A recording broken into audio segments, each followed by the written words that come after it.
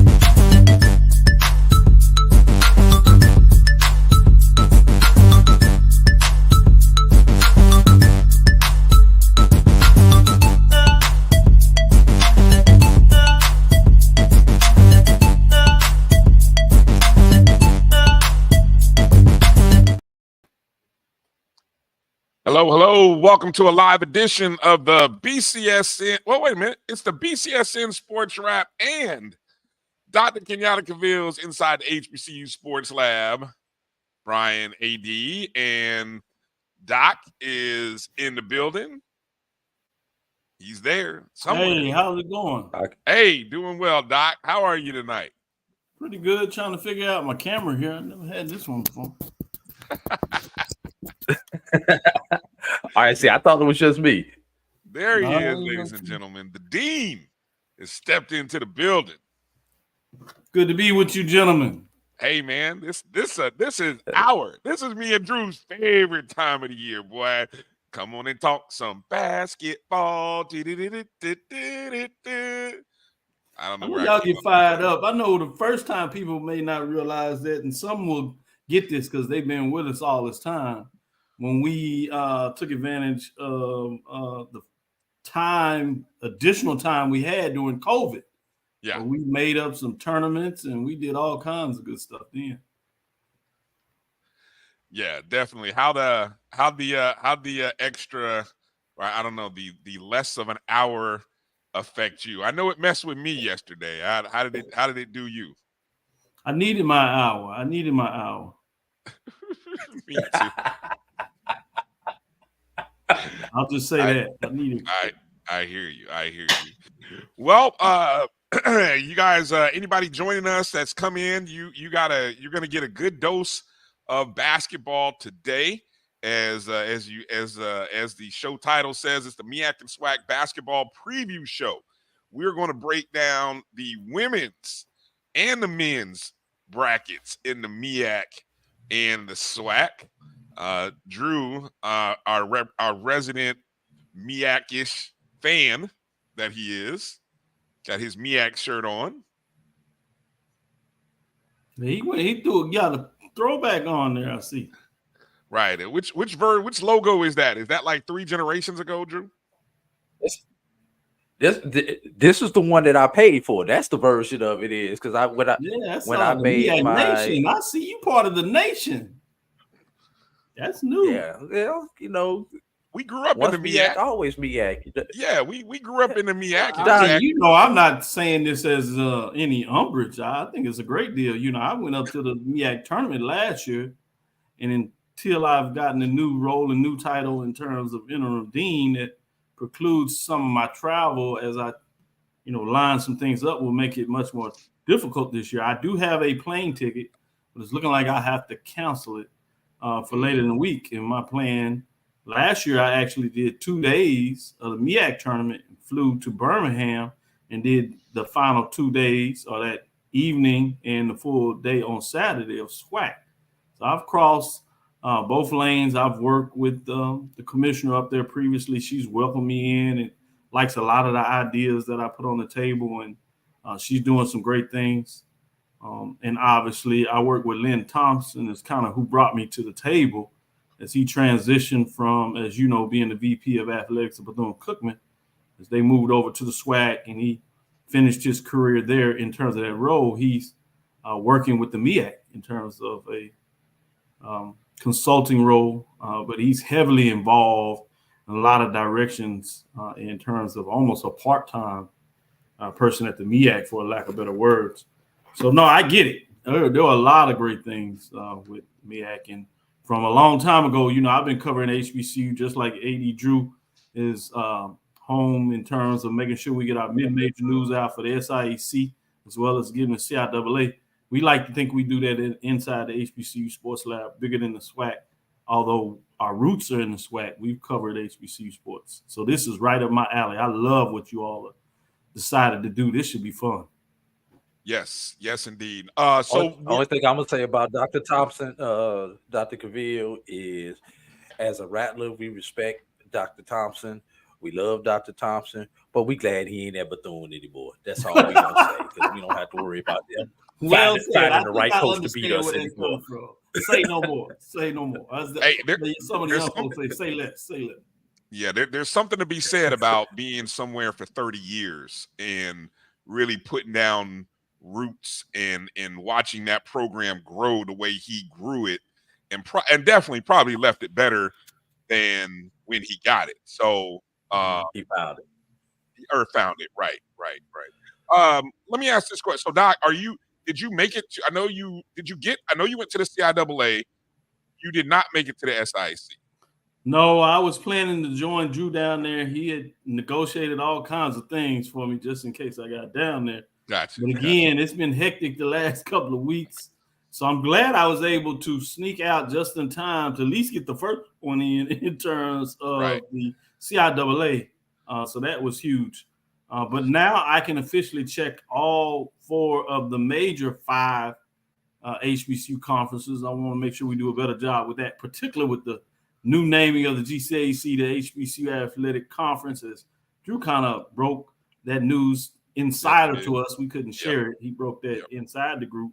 I was hearing that it was coming and kind of went back and forth with him, and we stumbled upon that about a couple of months ago, really going back to November. And we had a great time deciding and talking about those new programs that she was inviting in as part of the other celebration they had. But yes, so now I can check off that I've attended all 4 of the 5 HBCU conferences. That is obviously the SWAC. You heard about the MEAC last year. This year I did the CIAA, and I've actually did CIAA twice. I did it when it was in Charlotte, and then I went back this year to catch it in Baltimore. And I've done the SIAC. When I did the SIAC, it was in Birmingham. One of my goals is, I don't know, whenever I do decide to get out of high school coaching, is to try to get to all 5. Now, I don't know if strategically how to make all that happen. And I don't know if I've got the black card like you got, Doc. But I mean, I got to try to find a way to get to all 5. I'd like to do all 5 in 1 year. Maybe that's a bit ambitious. Maybe I should try to just get to maybe 2 or 3 in a year. I don't know. That's just me. We can check with Drew. He's pretty close. He almost did it all this year, except for being able to get it to CIAA. It helps him because of the area he is in. You essentially have three of them, right, in that area, so that he knocks them off real quick. If he can find a way to double up and double dip and get up north a little bit, it's a done deal. But here's what's interesting about that. Like I say, you got the 3 that I could drive to: SIAC, SWAC, HBCU, AC. I'm gonna go ahead and start using it. Dr. Baker Barnes. There's a commuter flight from where I live that flies directly into Baltimore. Oh, nice. For a very inexpensive rate. Because I've had to go to DC a couple of times, and I've flown into Baltimore and drove back down. Drove over to DC. So I know of that one. The only thing I gotta do is figure out how to get to Norfolk for a very reasonable rate without having to do 20 layovers and all that kind of stuff. And then I've got it lit, man. And you let me know if you find out. Norfolk, for all the good things they do in Norfolk, and I give them a lot of credit. I love the fact Southwest flies in there, but it does not fly in there directly. So you're gonna have to stop. Usually, the best times is Baltimore. Oddly enough, stopping in Baltimore. So I tried to look at whether I was going to do Birmingham and then Norfolk, or Norfolk and then Birmingham. The way it's set up, it was easier to fly in. You do the one stop in Baltimore, get there about a half a day. It gives you the evening games, a full day, and then the morning games, and then you're going to have to fly out. You can't fly from there directly to Birmingham, so you need to figure that out. So it's a nice exercise to kind of check off the bucket list as a media person to say they cover it. But you're gonna have to understand that you're not gonna be able to do it very easily between the two, and you're gonna have to pick. You want 2 days, and then do the other 2 days because obviously they're going on simultaneously. Right. Let me say hello to all of our friends that have joined in and are watching us on Facebook. We have the Black College Sports Network or the BCSN SportsWrap page. Maybe you're watching us on YouTube via the Jericho Broadcast Network's YouTube page. Say hello to our people in the chat room. Maybe you're watching us on our BCSN YouTube page, or you could be watching us on X via the Black College Sports Network. Hello to all of you watching on X. Come on into the chat room if you're so inclined to chat with us. And also those on Instagram. I want to say hello to everybody on Instagram. Make sure you're following the Black College Sports Network at MyBCSN1, the number 1. That's where you can get not only our show that Drew and I do on Sunday, Doc's show on Tuesday and Thursday evenings, 7 Eastern, 6 Central, the Carlos Brown show on every Saturday afternoon, noon Eastern, 11 a.m., and the ONG Strike Zone Wednesday evenings, 8 p.m. Eastern, 7 Central, and all kinds of good stuff. And coming up a little later in the second half of the show, I believe we have Charles Bishop is going to be joining us. The other half of the the two-thirds of the inside the HBCU Sports Lab crew. And then also some people say the way Mike is always on the side. You said it right. But I won't. You said it right, Brian. It's the other half. Hey, come on back home, Mike. Come on back home. Hey, it's all good because I still see Mike in the logo. Mike's name is still in the logo. Yeah, he hadn't been fired. He hadn't been dismissed. Or yeah, he's still in the logo. Lab. He hasn't been suspended from the institution at this time. We love you, Mike. We love you, Mike. One of the biggest regret is that we never clipped Mike's Valley. We talking about Valley. Don't worry. He don't stop. I don't understand why he's a glutton for punishment. He will not stop. So let's say it again so you can clip it. That thing went viral, and I'm telling you, especially when Valley won their first and only game of the season, boy, I tell you what, everyone was saying, Valley? Are we talking about Valley? Anyway. And also Charles Edmond of the Alcorn State Sports Radio Network and co-host of the Carlos Brown Show. He will be joining us as well. So we got Tall Man Radio to join. Tall Man Radio's coming in. Exactly. Yeah, he's ready to talk about it.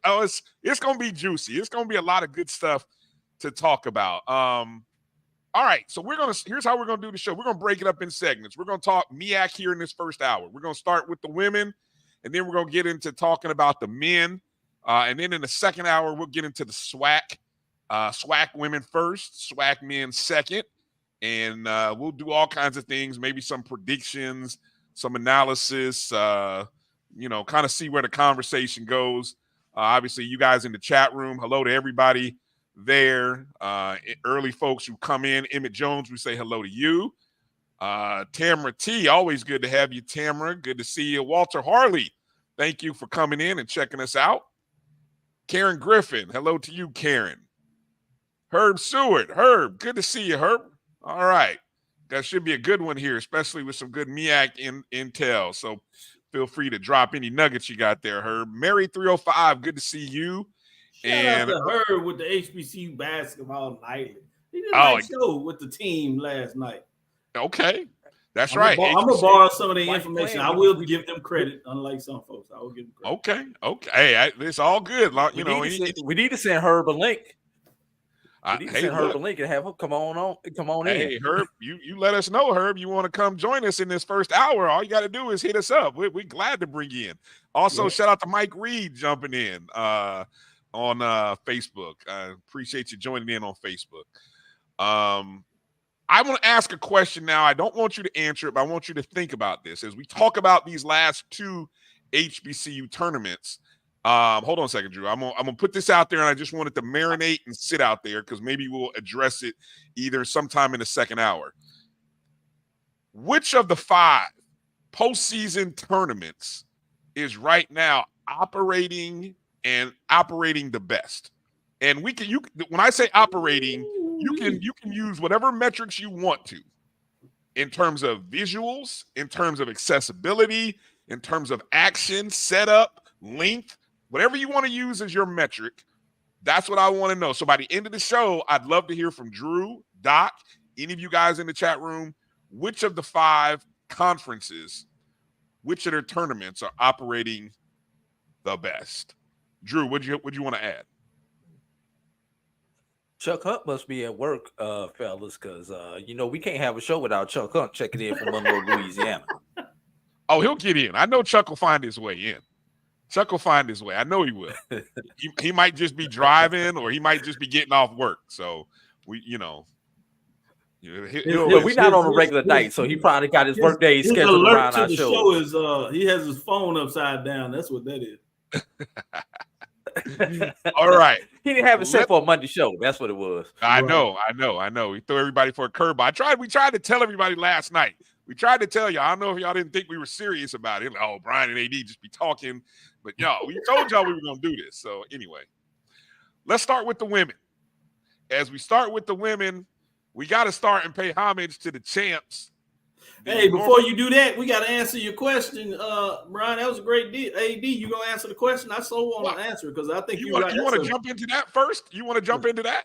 Which question? I thought you were leaning because you asked Drew, and then he wanted to make sure you gave a shout out there. I was gonna wait. I was gonna. Oh, you teasing? No. Let's tease it out. Then you right. Hold on. Go back to the champion. Let's pay homage. You right. All right. You guys who chat, I'm gonna save your comments, and we're gonna get them in there later. All right. Let's start with the MEAC women. Of course, we're gonna start with the Norfolk State Lady Spartans, the defending champs. A winning percentage of 92.9, a school record for the best winning percentage in program history since they joined the conference. I believe, how many years in a row has it been Norfolk State's won the regular season? Are they like, let me see. Hold on. I got it right here. Why am I hesitating? No, they won it last year. And so second year in a row. Well, technically, if you include 2 seasons ago when there was a 3-way tie with Howard and Morgan, you could basically say 3 years in a row they have won outright or shared the conference title. Here's something that my first did you know. The last 3 years, the team that won the regular season championship or had a share of it ended up winning the conference tournament. Just to throw that out there. And this year, Norfolk State was the outright winner. So just throwing that out there. That's a good one to throw out there. Yeah, okay. All right. So here we go. Here's our women's bracket and what it looks like. As you can see, starting at the very top, and the MEAC runs in quarterfinal 8 teams, and they actually run similar to the SWAC, where they'll have two games on Wednesday. The top seeds, the 1 and 2, will play Wednesday. The 3 and 4 teams will play Thursday in quarterfinals, and then both men and women play in the semifinals on Friday, with championship games on Saturday. Any thoughts on the format before we get into these game-by-game matchups, fellas? I don't have any problem with the format. One thing I do appreciate, and again, this could be my male bias, but I think it works in terms of attendance a little more, is unlike the SWAC and a lot of other conferences we see that still host both a men's and women's tournament together. They play the women's games in the morning, matinee, if you would, and in the evening they play the men's game. The SWAC does a women's, men's, women's, men's. I like it. I like the MEAC format. Right. Hey, Doc, I don't know if you heard the conversation yesterday. I know you were chiming in. I had threw out there something about the format for the MEAC, and I had thrown out two things: either A, moving the MEAC tournament up a week so that people like us as HBCU fans don't necessarily have to choose like you've had to do so many years, which one you're going to go to, or you're going to split, or something like that. And then the other idea I had was moving it up a week but pushing it back, actually playing the quarterfinals on Saturday, Sunday, with the tournament ending on Tuesday, semifinals on Monday, and the championship game on Tuesday. So that would be leading into this week, and then you MEAC championship game essentially could be Tuesday in this example, and then Wednesday you could be at the SWAC the next day. And my thinking about that was, obviously for fans, quarterfinals gives more people opportunity to attend the quarterfinals, whereas let's be real, on Wednesday, you would literally be able to count the number of people at a game at 12 o'clock on a Wednesday. I don't care what tournament you're in, what conference you're in. Those midweek, early round games are always poorly attended. Your thoughts? I agree with the back end first in regards to it doesn't matter when you play your early round games. They're not going to be well attended. Other than if you have one of what I call the black bloods, if you would, of HBCU basketball, those programs where fans, are really loyal and they tend to come early because they think their team is going to have, and they're usually right, have a long stay in terms of playing semifinals, if not finals, in terms of the basketball program. So some of those fans will trickle in a little early. But traditionally, across the country, it doesn't matter what conference, and I'm not sure if people pay that close attention because people talk about attendance. Attendance is not something that conferences worry about early on in the conference. They don't expect fans to do that.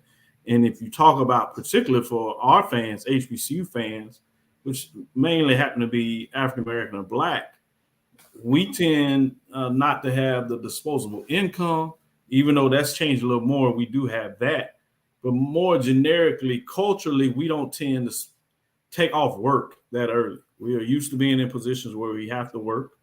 And we certainly don't like to use that time because we believe it's better to spend it for holidays and annual family trips, whether that's in terms of going to sorority, fraternity conventions, or whether it's going to church conventions, gospel type things that we're working on, retreats. So we tend to kind of save those days. Obviously, the Christmas, Thanksgiving holiday, we'll take off a full week or extra day because we're going down with the family. So I don't know if that's realistic to create that and force that on a culture. Obviously, as a media person, national media person, I love the idea, and I'm going to kind of coin that phrase, because you have your local media and the media that's dedicated to your conference. They're going to be there regardless.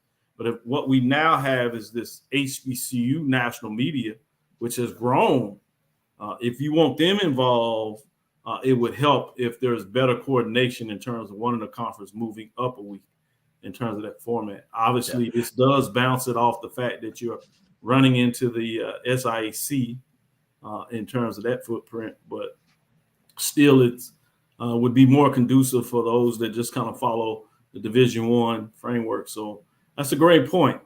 I'm a little concerned about a Monday, Tuesday championship, unless you squarely understand that maybe you're getting into spring break and you try to make that work. But because of the travel, it's the same week. It's the same week of spring break anyway. You're just early in the week versus late in the week. Yeah, and I think that will help some, but I think most people pretty much book in spring break for vacation and family time.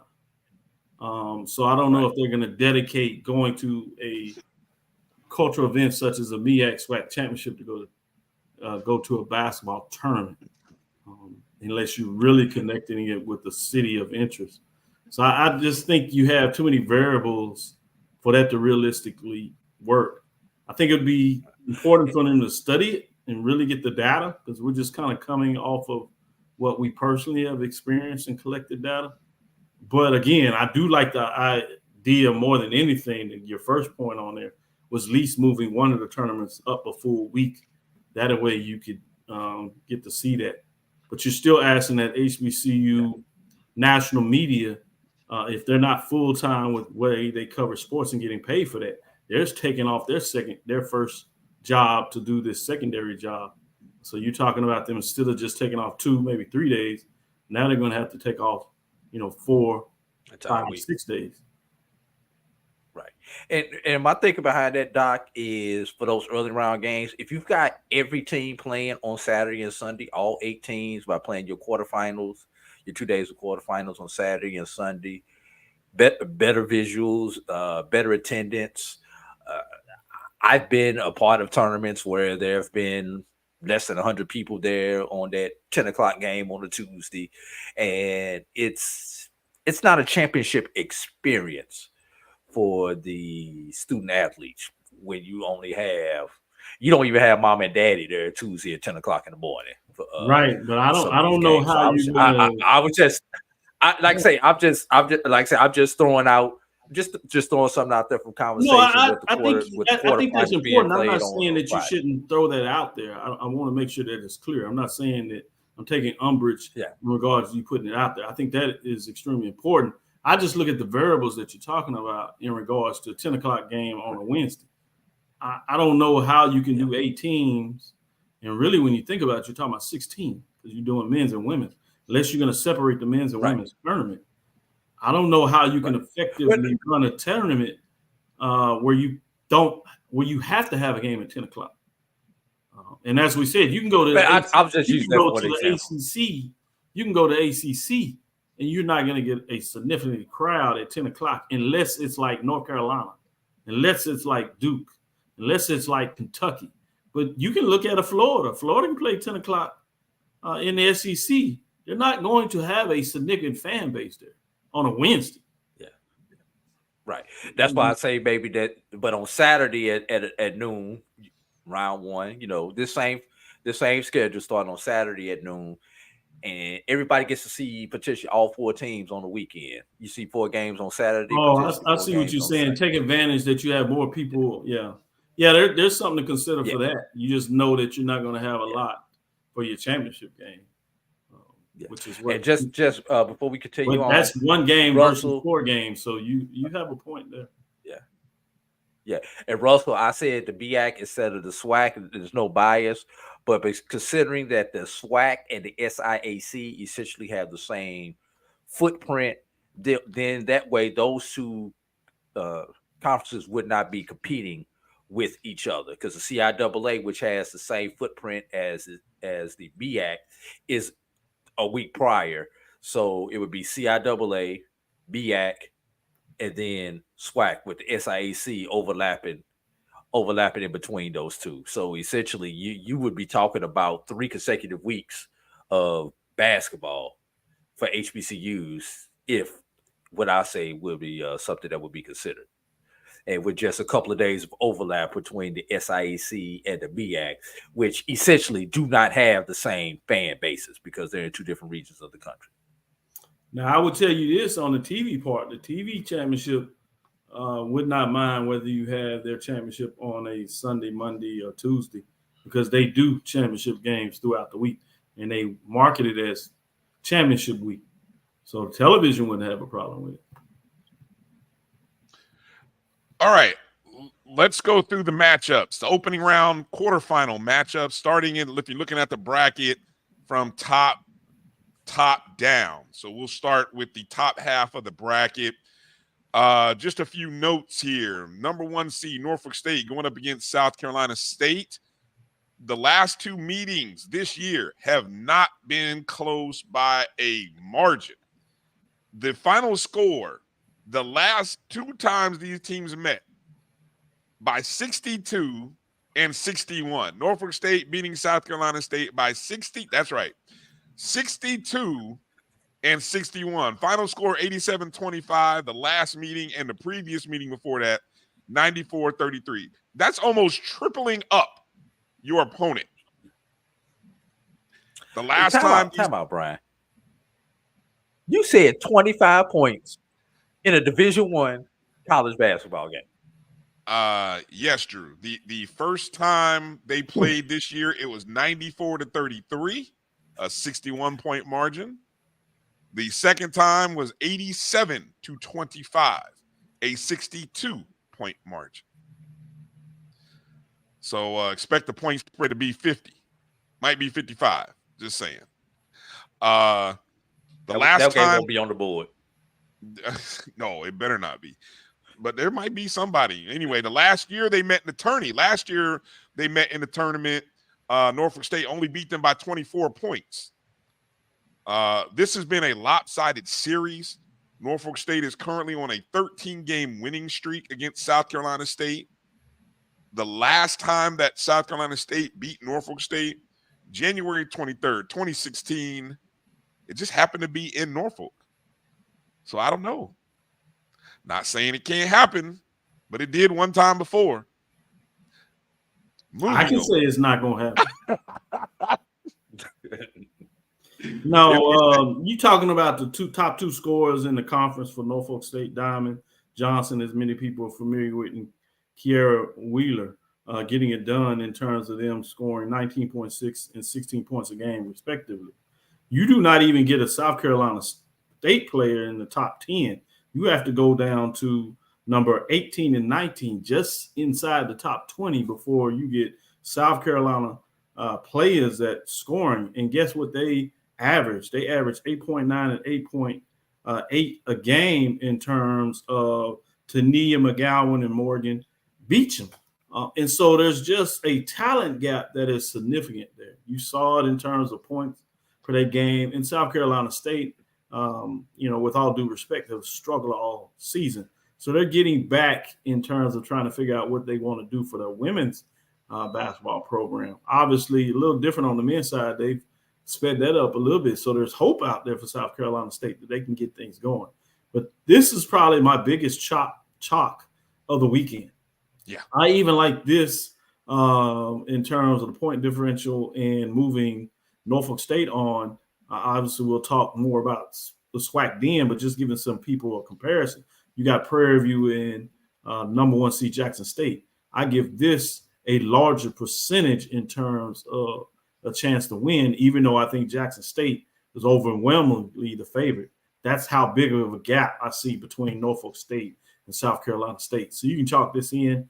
This is essentially them getting a bye game on a positive way because they get to play. But with all due respect to the Bulldogs of South Carolina State, this is like 99-1. I mean, you'd be lucky to get 1%. The South Carolina State can find a way to upset the Spartans in this matchup. I'm going to just say this one point, and then we can move off of this game, because this game really doesn't even deserve the lengthy discussion that Dr. Cavil just gave on it. Norfolk is giving up 49.1 points on defense. So you mean to tell me that they gave up half of their average to South Carolina State in one of the games? In conference play, Norfolk's defense gives up 49.1 points. They gave up 25 to South Carolina State. Enough said. Let's go on to the next matchup, man. Next matchup is Coppin State, the 4 seed, versus the 5 seed, Maryland Eastern Shore. Now, this is going to be an interesting contest. These teams have split the last 4 seasons that the MEAC have played. 24 this year, 23, 22. There was no games played in 21, and then 20. So the last 4 years, it's been 4-4. However, in the tournament, in the MEAC tournament, it's Maryland Eastern Shore who have won. I think they won back in 2022, 73-65. They also won back in 2020. And they also won, I went back a little further because the MEAC had said that this is the 3rd meeting in the last 5 years. They also won in 2017. So I don't know if that's slight edge to Maryland Eastern Shore, but that's what's out there. Drew, what are your thoughts on this matchup? And then we'll go to Doc. Maryland Eastern Shore, boy game. And I told you, Brian, the one stat that I like to look at come this time of the season is your rebounding stat. What is your team doing rebounding? Are they limiting their opponents by clearing the defensive board? And are they giving themselves second chance opportunities with offensive rebounding? Well, offensive rebounds, Maryland Eastern Shore is number 2 in the conference, averaging just under 14 a game at 13.9. But when it comes to defensive rebounding and overall rebounding, Maryland Eastern Shore is number 5. Opponents' rebounds, they're up there, which means they'll rebound, but they give up a lot of rebounds. What does that tell me, Brian? It's going to be a lot of Brick City when you play Maryland Eastern Shore. Coppin has a chance, but like I said, I like to look at that rebounding stat. That's really a key stat that I think usually can dictate, especially between close teams, who's going to win. And in this 4-5 matchup, I'm going to lean with the team that has a little bit better of a rebounding margin. That's going to be Maryland Eastern Shore. I do too. I lean Maryland Eastern Shore. Doc, who do you lean with in this one? 4-5 matchup. This is one of those games that can go either way. I think you showed how close these teams are in terms of playing each other. Obviously, it's a slight rivalry. They're both being out of the state of Maryland. In terms of the matchups, both teams won at home this year. You talked about a split, but it was Coppin State winning at home 75-69. But when the return trip later in the season, Maryland Eastern Shore really pounded Coppin State 73-51. Maryland Eastern Shore is going to try to slow it down and really play the defense and maybe take advantage if Coppin State scores are off and maybe get it done that way. But in terms of scoring, you have Faith, Blackstone, as well as number 4 leader, Laleda Lawrence, number 4 in scoring in the conference. She's averaging 14.7 a game, but Coppin State also has another scorer right behind Faith Blackstone, Angel Jones. So not only do you have a 1-2 punch, you have a 1-2-3 punch. So Maryland Shore has a challenge in regards to who they want to stop. And so while they may have an edge on the defensive side, the challenge you have with a team such as Coppin State is you have a couple of players in top 10 in scoring and kind of give you the business, if you would. At least spread the ball around in case somebody is off. And so with that being the lower seed 4, even though there's not much difference, obviously you see upsets for the 4 or 5 all the time, I'd have to go with the Eagles of Coppin State to get this done. I like what Herb says in terms of guard play is likely going to be the difference in this game. Some of the names I just mentioned. Okay. We'll stick to this top half of the bracket for a second.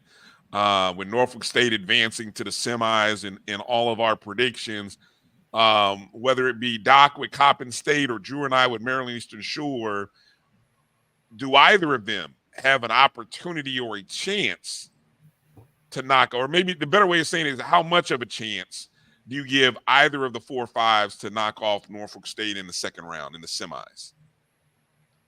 Doc? I don't give much hope for a 4 or 5 Norfolk State or Maryland. I think if Norfolk State goes down, it's going to be in the championship game. It's not going to be the semis. They did what was necessary. They got the best side of the bracket. Obviously, we talked about South Carolina State is not a problem. I don't see much of a problem even from the 4 or 5 matchup. I think the biggest threat is from that 2-3 on the other side. Whoever gets out of that in terms of Howard or North Carolina Central, best matchup. And obviously, the easiest one out there is Howard. Howard has already done it. The one loss that Norfolk State has on the schedule is to Howard. Howard got it done. That was really early in the season. Threw everybody off because after the first game, you saw Spartans pounding people that came in with big wins in non-conference play. But that's probably in a lot of people's polls why you see Norfolk State number 2 and Jackson State number 1 in those that do major division polls for HBCU Division I women's. Even in our top 25 mid-major poll, you have Jackson State over Norfolk State in terms of those polls. And I think a lot of that is because of that early loss in conference play to Howard. So that's the game. If we get it in our finals, that's where you're going to have your bang for your buck, and you might have a good game. Because both of those games, although Norfolk State got the revenge against Howard, they were both relatively close games in terms of those matchups. So don't worry about the quarterfinals, the semifinals. So, AD, Drew, you think you have a problem with people showing up? They don't even see these as contests, so it's going to be even more trouble.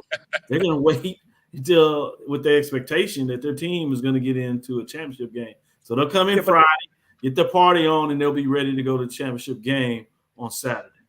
Look, Norfolk playing at the Scope, right across town at the Scope. You know, I'm expecting some people from the Rhodes area to have the Rhodes area to be over there at the game, man. That's all I'm gonna say. Yeah, I was talking about the South Carolina State fan.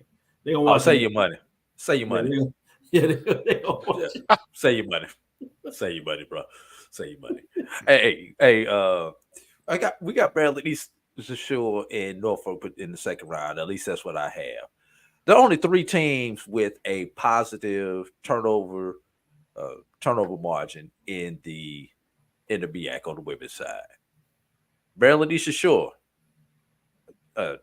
they're forcing 19.1 turnovers per game, and they're only turning the ball over 16.4 times for a 2.64 turnover margin, which is another reason why I've got them over Coppin. But I said there were 3 teams, right? That's one of the 3 teams. Mm-hmm. The team that's number 1 in the conference. What's that? Is Norfolk State. What's their margin? They're forcing 21.7 turnovers per game. Mm-hmm. And they take care of the ball because they only turn it over 12.9 times per game. Ooh. That is a 8.79 margin. That is nice. Almost unheard of, right? When it comes to turnover margin. Mm-hmm. Anytime you get over 5, you're doing good. Yeah. All right. Let's take a very quick break and then come back and talk about the bottom half of the women's bracket, and then get into our final predictions for the women. You guys in the chat room, get ready. A lot of you seem to be leaning towards 2 particular teams. But I'm curious, does anybody on the bottom half of the bracket have a chance of surprising? I think there might be a surprise team hanging around in the weeds in the bottom half of the MEAC bracket. Let's take a short break, come back and find out who that is right after this. You're watching the BCSN SportsWrap, and Dr. Cavil is inside the HBCU Sports Lab breaking down the MEAC and SWAC tournament. We'll be back right after these very short words. We're back. It's time for the 2024 Urban NerdCon. Join us in Atlanta, Georgia, April 26th through the 28th at the Cortland Grand Hotel. Special guests include the Sci-Fi Sisters, Underworld creator Kevin Grievous, from Nickelodeon, Giovanni Samuels, the Science Machine Michael Green, Spaceballs and Star Trek Voyager, Tim Russ, and from the Fairly Odd Parents, Gary L. Gray. What up, y'all? It's Gary Gray. Check it out. I need you to do something for me. Join me April 26th through the 28th at the Cortland Grand Hotel in Atlanta, Georgia for Urban Nerd Con. It's going to be lit. Okay. Our heroes, our villains, everyone's con. See y'all there. Visit theurbannerdcon.net to get your buy one, get one free badges before the price increases. Remember, our heroes, our villains, our stories, everyone's con. See you there.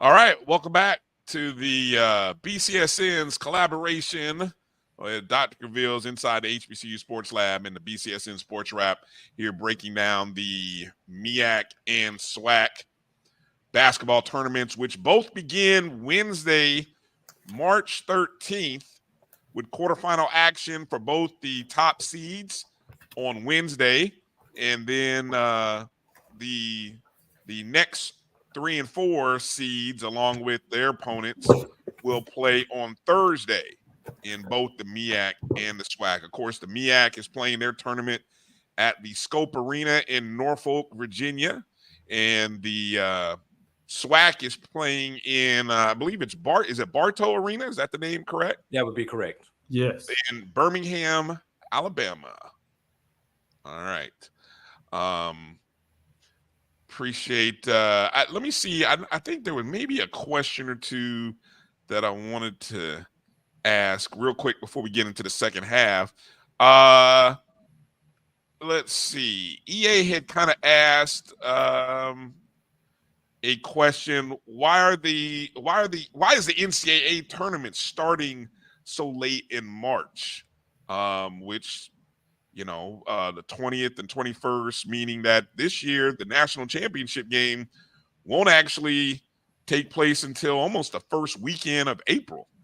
I can answer that. Please. Actually, if you go through and look at the calendar this year and next year, this year because of leap year, we've got an extra weekend, an extra full weekend that we have, and it has affected a lot of things that have happened not only in 2024 but will happen in 2025. For instance, in football this year, you'll see a lot of teams on our level who will play 12 games.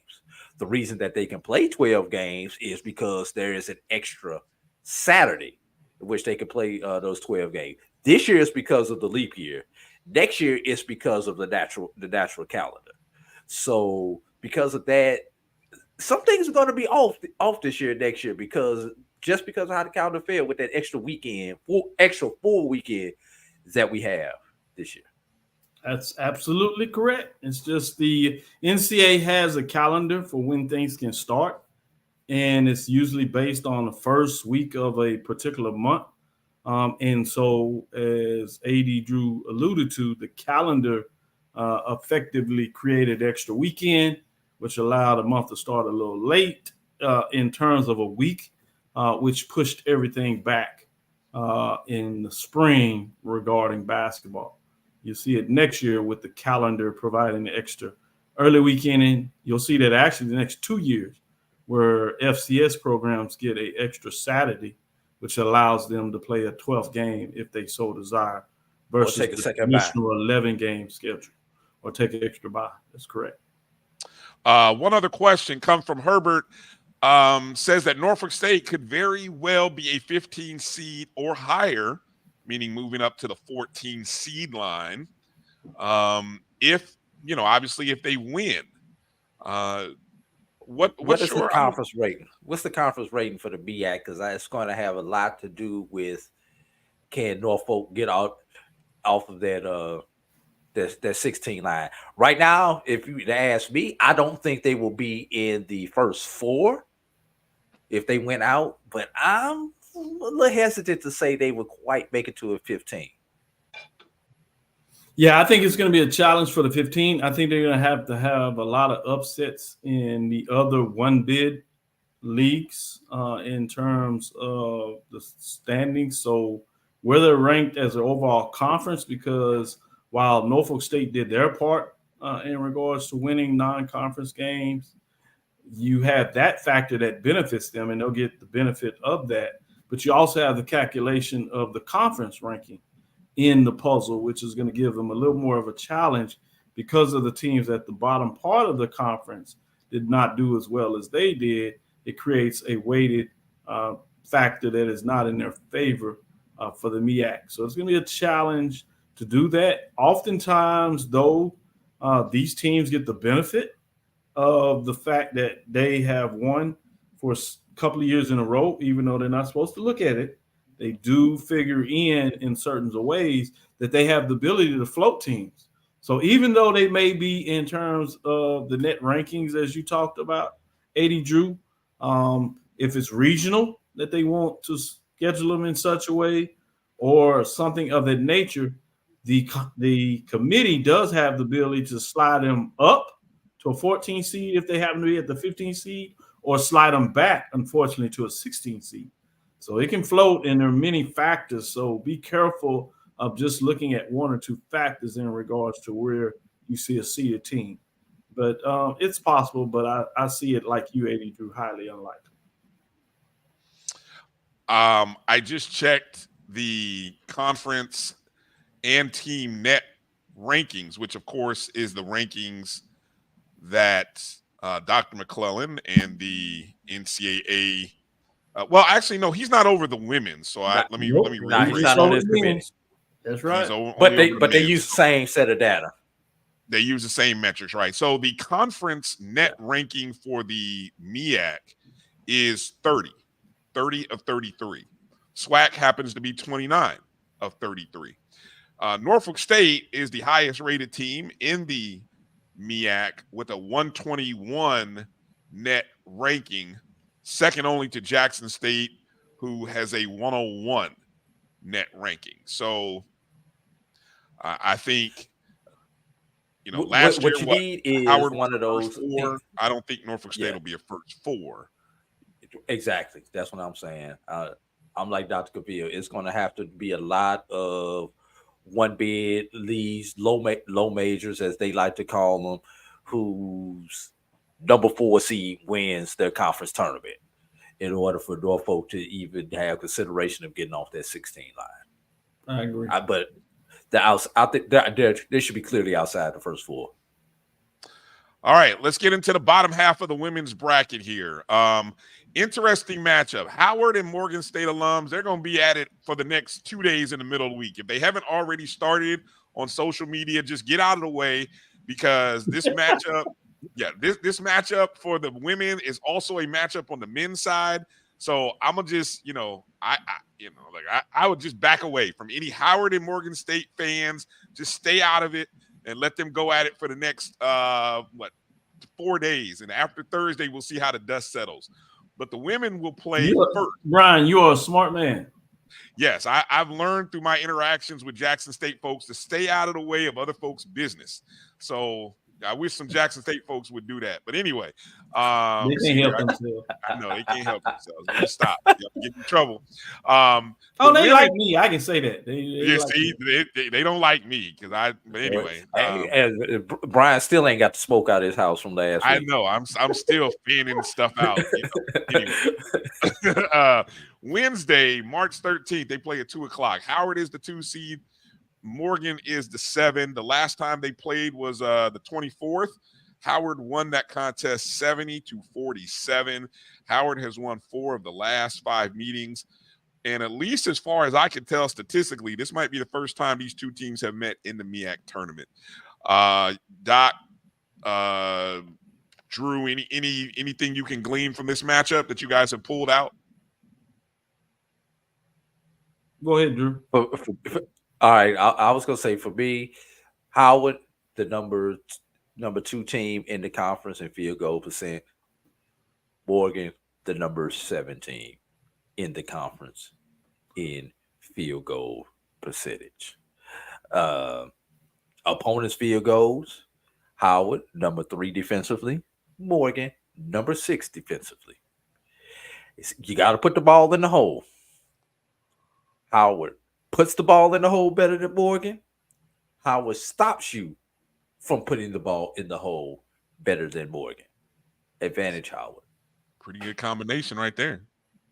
Doc? Yeah, Howard is the team that, that got the win, as we said, over Norfolk State, but they also had some strange losses. They lost to Coppin State. Obviously, they lost to Morgan State as well, as they got them both times, I should say, in terms of that side of it. But Howard can float on you if you're not careful. I think the best thing that happens is this game is you're going to have all the talk between the fans. And so while the players are not supposed to look at that, they're going to look at it, which is going to make sure that the Bison are focused.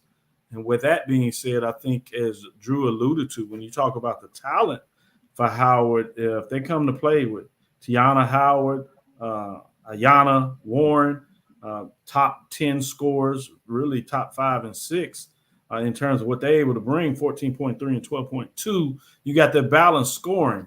And so they're going to find a way to do it. They play pretty good, tenacious defense. I think they're going to be focused in terms of trying to get back to that championship game that they missed last year, where they won it 2 years ago, or a couple of years ago.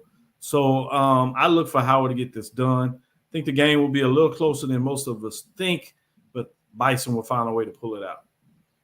Hey, Brian, check your PC. I see some smoke coming out of it via the chat room. Coming out of your PC, Brian. Nope.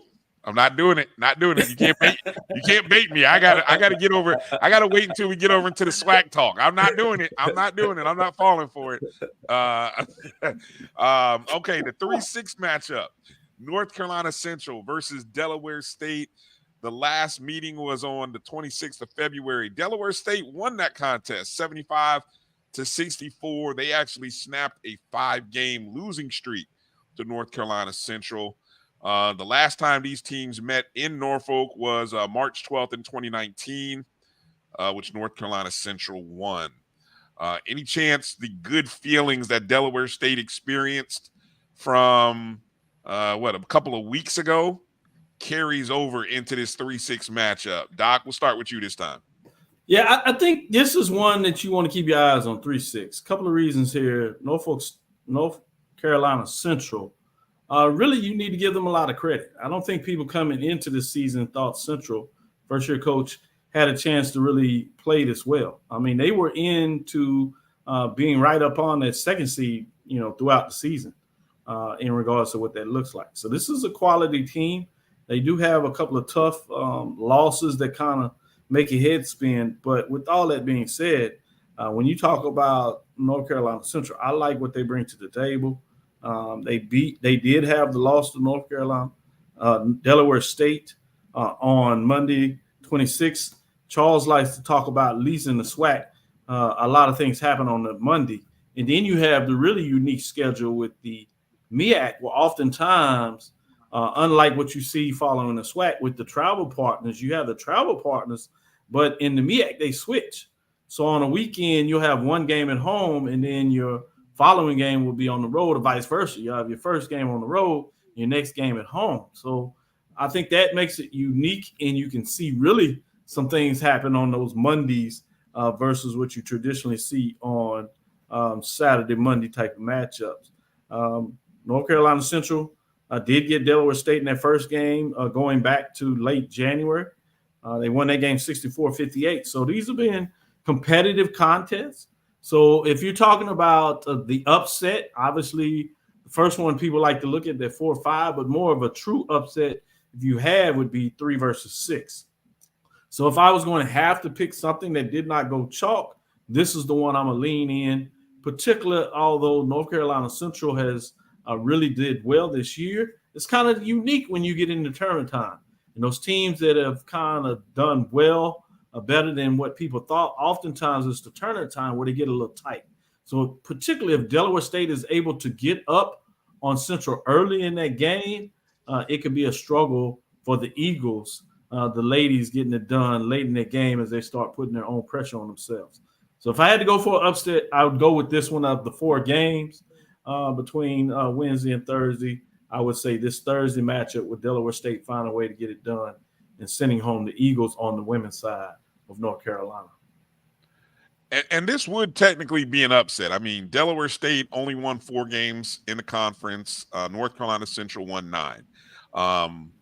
Having got the monkey off the back does help. And like you said, now the thing is, if North Carolina Central can avoid the upset, right? And it's people may look at that and say, "Oh, what do you mean? They're 9 wins versus 4." Okay, I get it.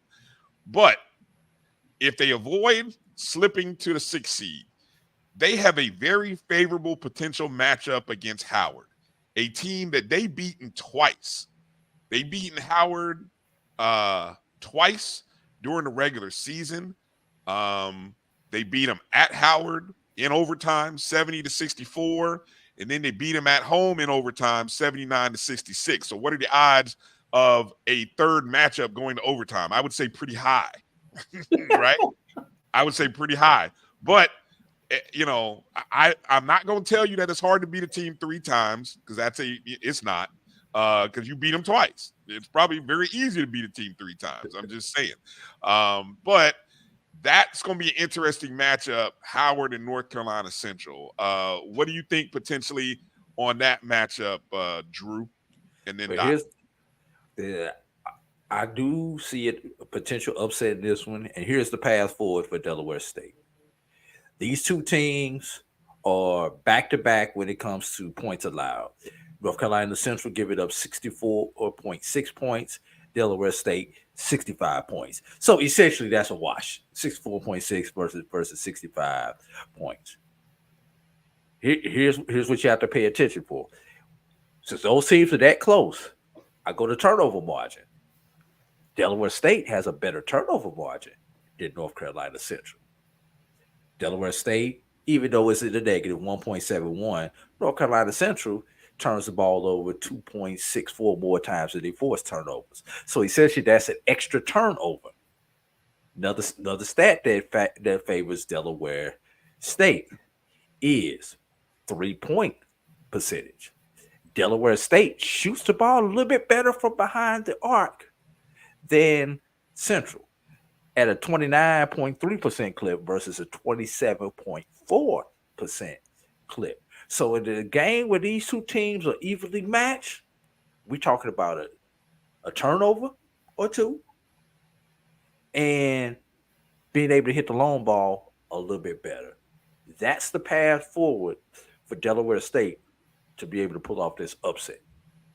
You got people already wondering about your sneaky stat, AD, your stat here and how that may come into effect should you get and I don't know if you're talking about a potential Central and Howard matchup or if you're referring to that matchup. Just if you would comment in the chat, let us know.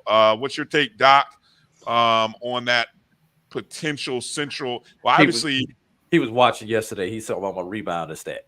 Yeah, exactly. What's your take, Doc? I know you said this could be the upset, but let's say it goes chalk and the 2 and 3 advance. What's your thoughts on Howard and Central? Certainly, I'll play along. If it's Howard and Delaware State in regards to the matchup, just to sneak that out there, I don't think it'd be as fun as the matchup between North Carolina Central and Howard. I would admit that.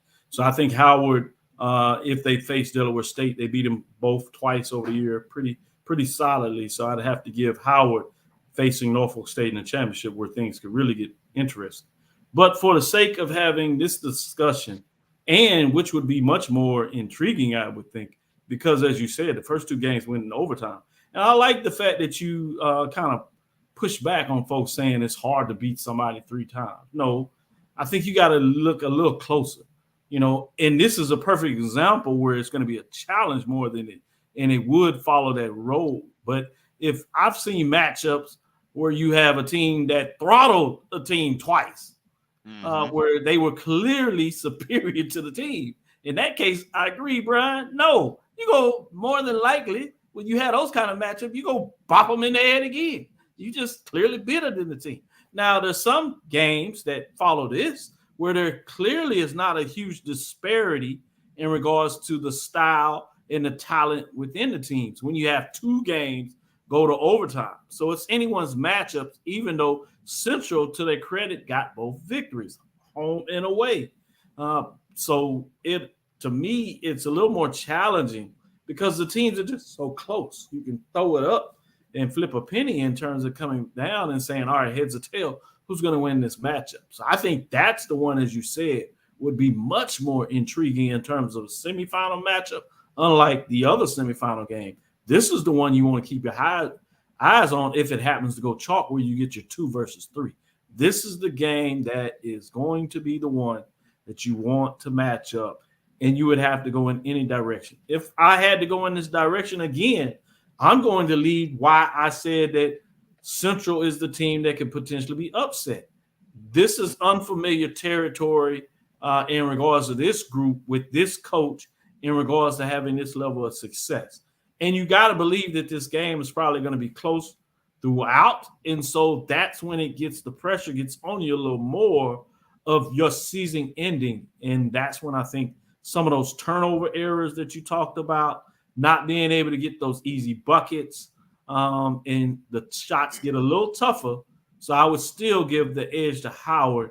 So regardless of whether my upset takes place in the quarterfinals or not, I see Howard in this rematch, if you would, facing Norfolk State again in a championship game, particularly this year with both of them splitting. That's going to be an interesting, as it'll be a 1 versus 2 matchup in the championship game on Saturday, with Norfolk State and the Howard Bison getting a chance to pull that ticket, get their Cinderella shoes on, and go dancing in the women's NCAA tournament. Drew, are you going with a Howard Norfolk State championship game? Yeah, I don't care who comes out that 3-6 matchup. Neither one of them's gonna beat. Excuse me for my improper English. Ain't nobody gonna beat Howard on that bottom half. You really? Come on, you say that like Howard's invincible. I just gave you the numbers. Central's beat them twice in overtime. You're that confident in Howard. And you've coached, Bryan. You lose to a team 2 times in overtime. What have you gone back and done more than anything else? What film do you watch more than any other film to break down? Because if you lose it to them in overtime, that means that was 1, maybe 2 possessions where you just didn't execute something right. So what do you get back in practice to do, Bryan? You work on that. Whether it's a blob play or defending a blob play or something along those lines, you work on that one thing that cost you in that particular game to make sure you don't get beat that way, and emphasize everything else that you're doing right. Howard, Norfolk, finals. Then we can talk about who's going to win that. I'll be the contrarian then. I'll be the contrarian. I'll go with the. I'll just lean on the, again. This is, of course, if Central avoids Doc's upset in round 1, which I think is in play. That's a fair in play potential upset. I'm gonna go with Central making it to the championship against Norfolk State. That's what I'm gonna go with. So I'll be the contrarian, and I'll sit out the next question, which is what is Howard going to do? What is Howard going to do to beat Norfolk State should they get there? And I may tell you what North Carolina Central will do to beat Norfolk State. Go ahead, Doc. No, I'm agree with you. I think it's an incredible matchup between Norfolk State and Howard, and you can kind of throw it in the air. I'd have to give the edge to Norfolk State because I think they have a heart of a champion. They want to get it done again, but don't be surprised if Howard Bison can find a way to knock down the Giant and get it done. But I'm leaning to the Spartans. Be at home.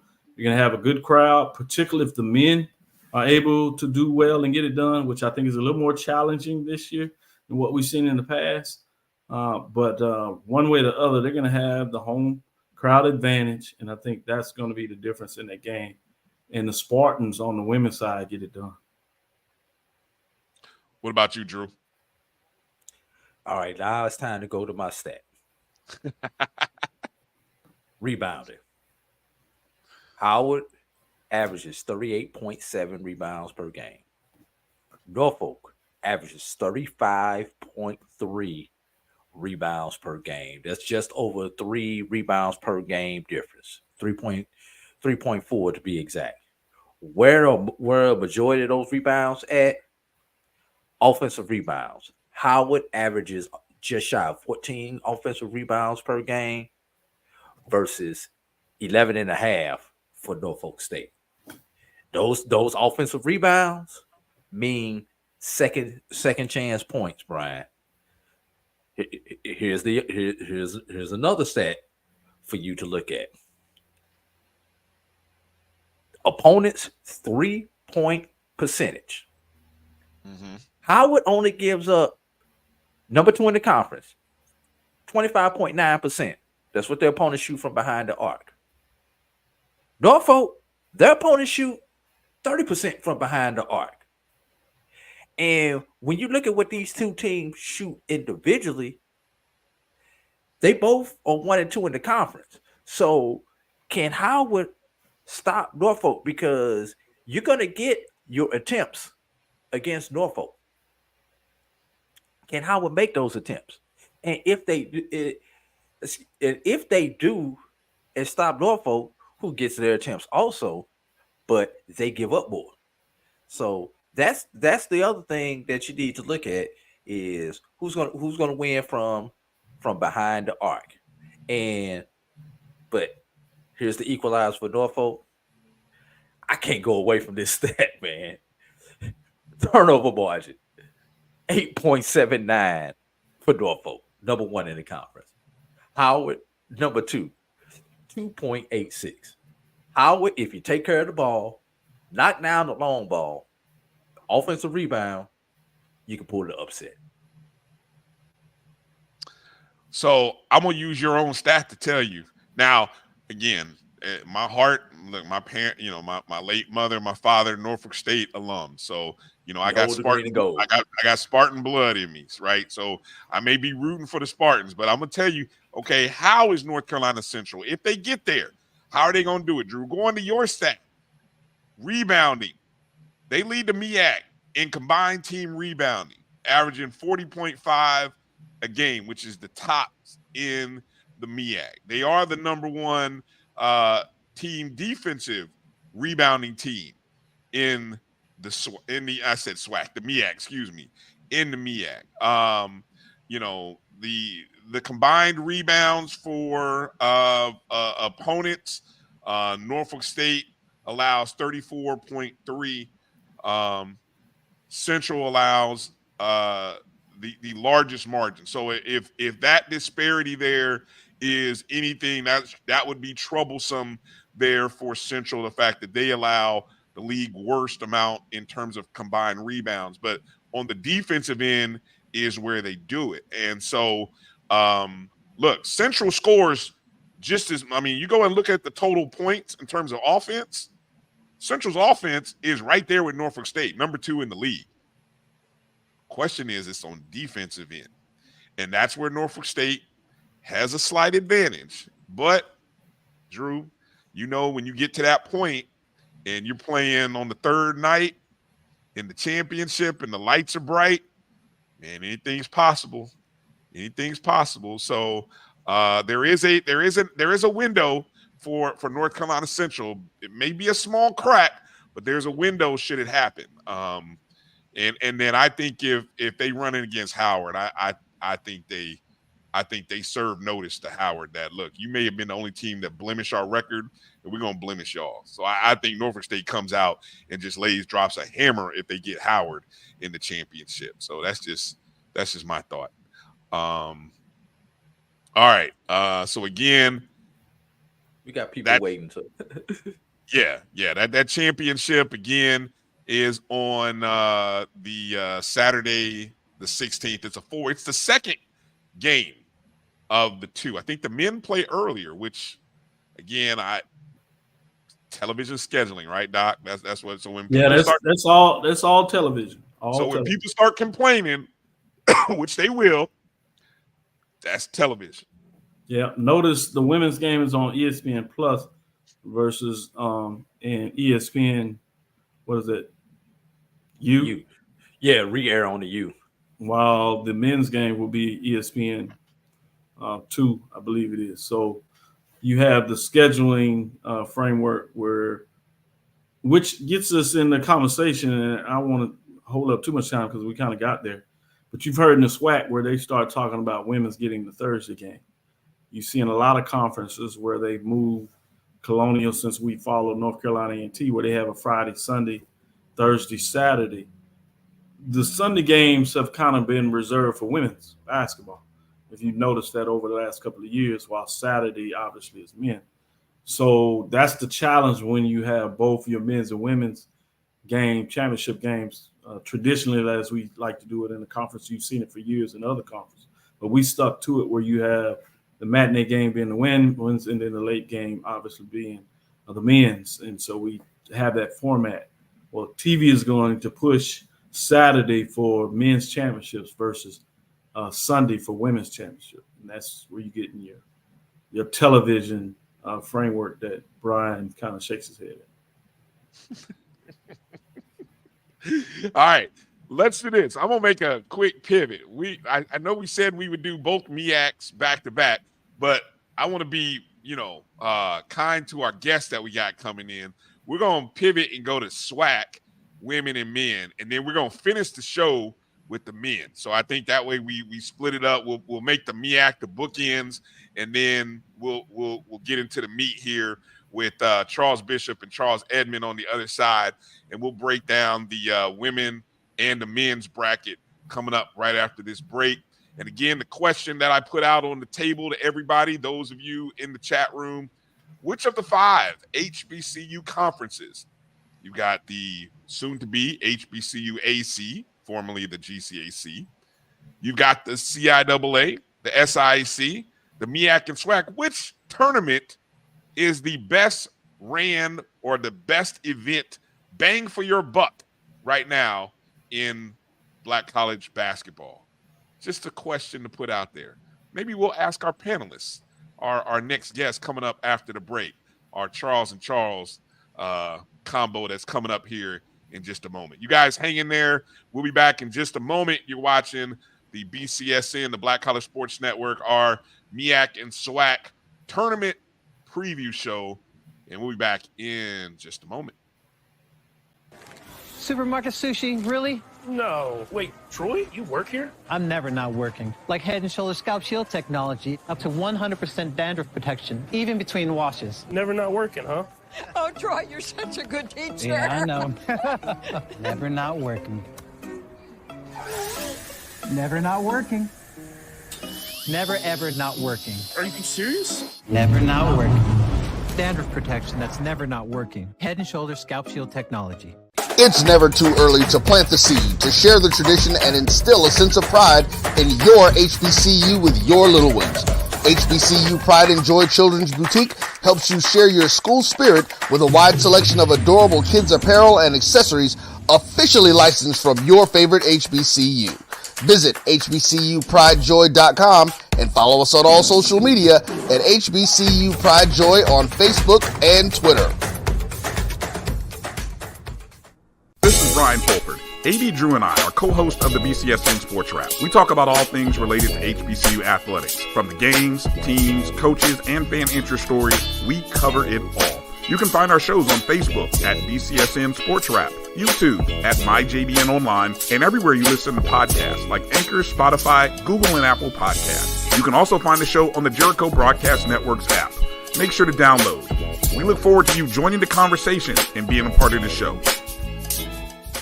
You're looking for the latest information on Southern University sports, the Southwestern Athletic Conference, and HBCU athletics. There's only one place to go. Tune in to the Carlos Brown Show, exclusively on the Black College Sports Network.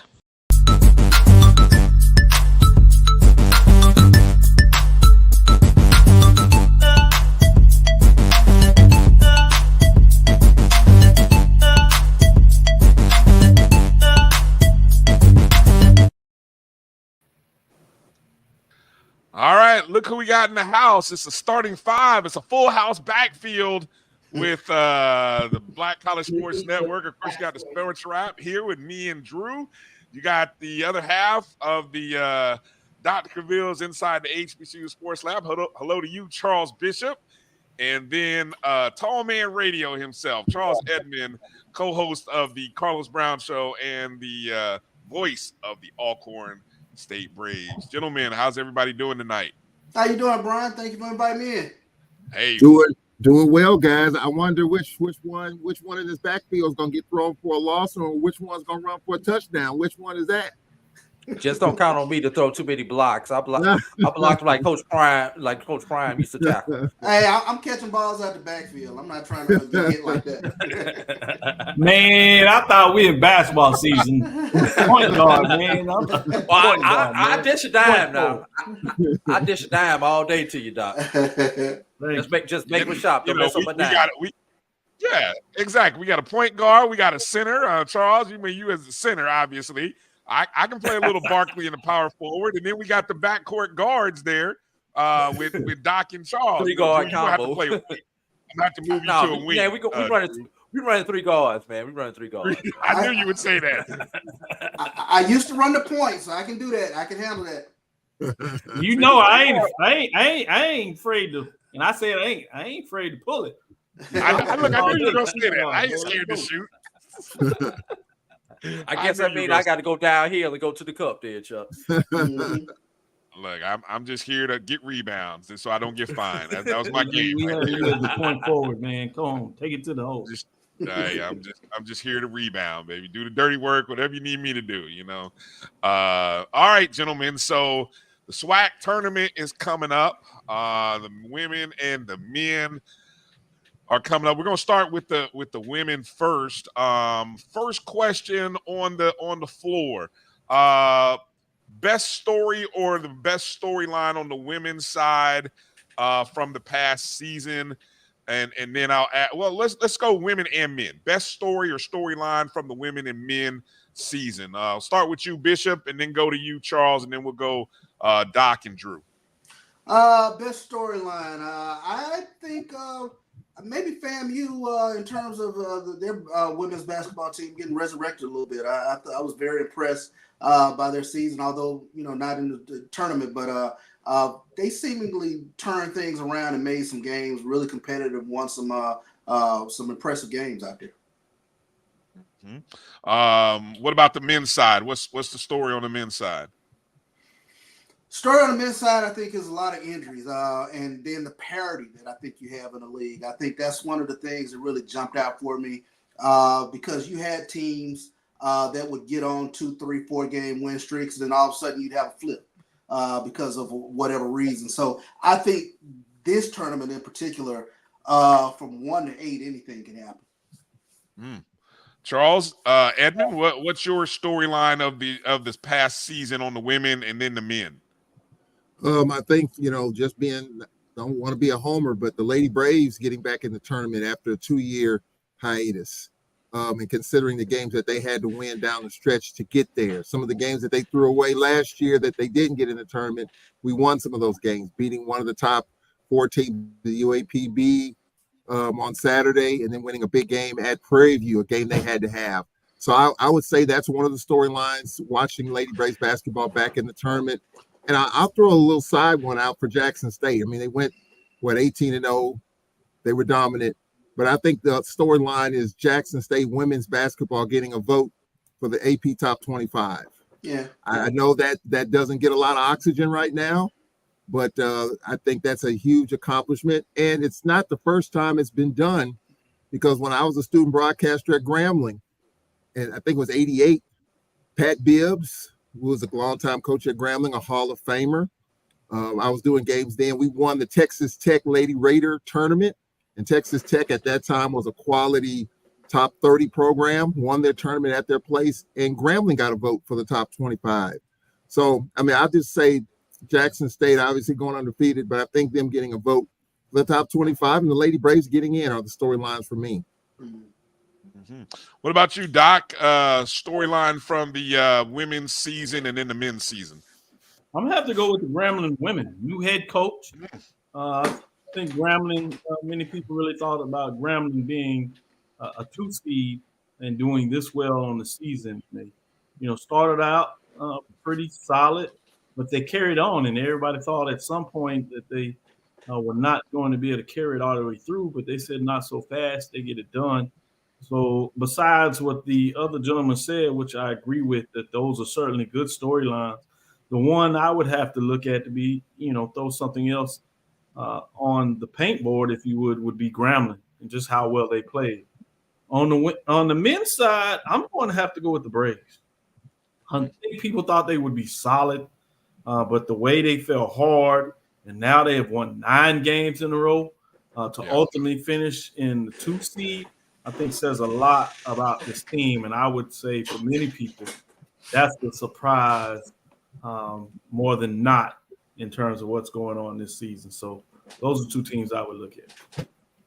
And considering, guys, that, when you look at Alcorn's non-conference, the only wins we had in non-conference was against Miles College and Xavier, Louisiana.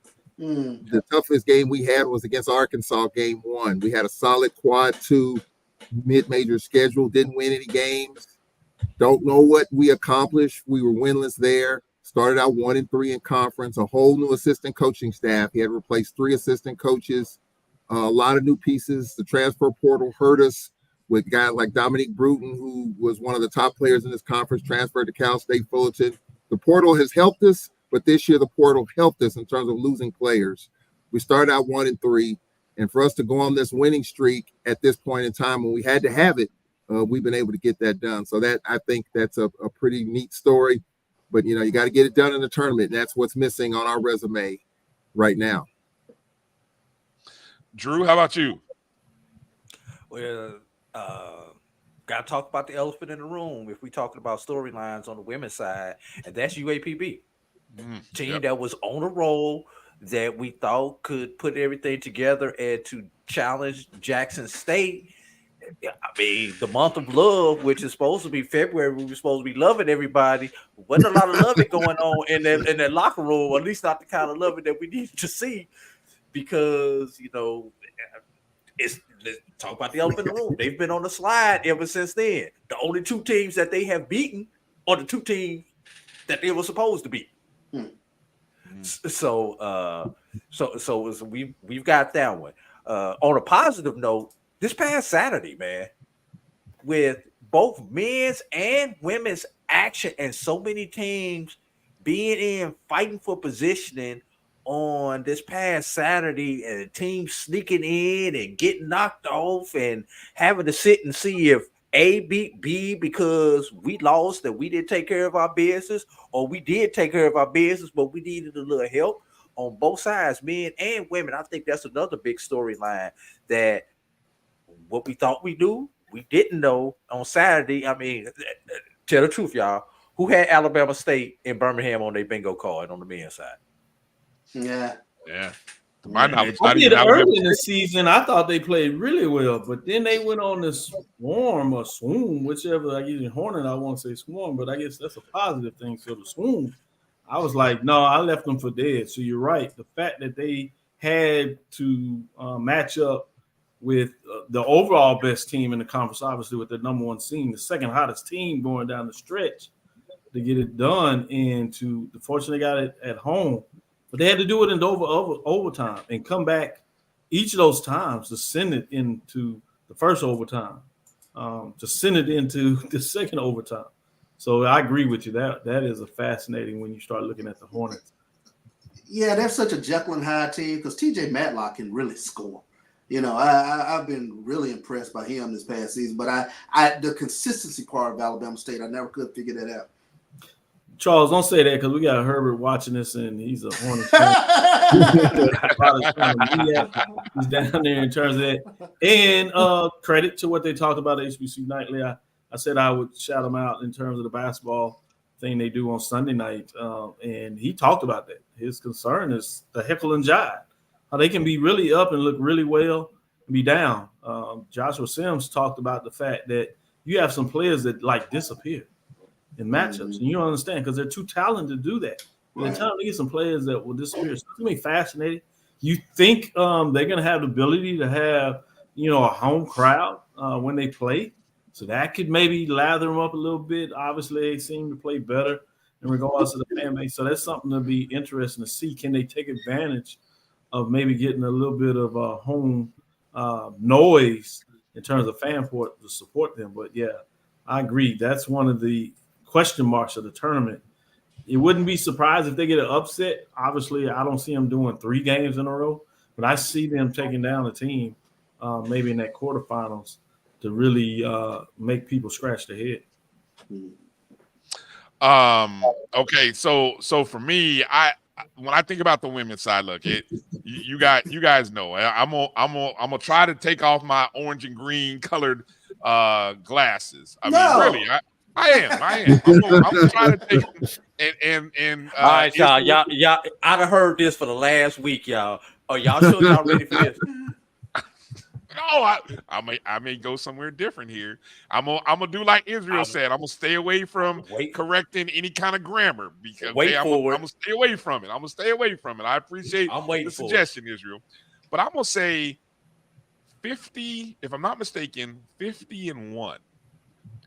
50-1 is, I think, the number that Tamika Reed has led Jackson State to over the past 3 seasons, which is, and there was the graphic that was there a couple of weeks ago, or a week ago, matter of fact, or just 1 week ago, that showed her sitting percentage-wise right above what even Dawn Staley in South Carolina State is doing, what other top programs.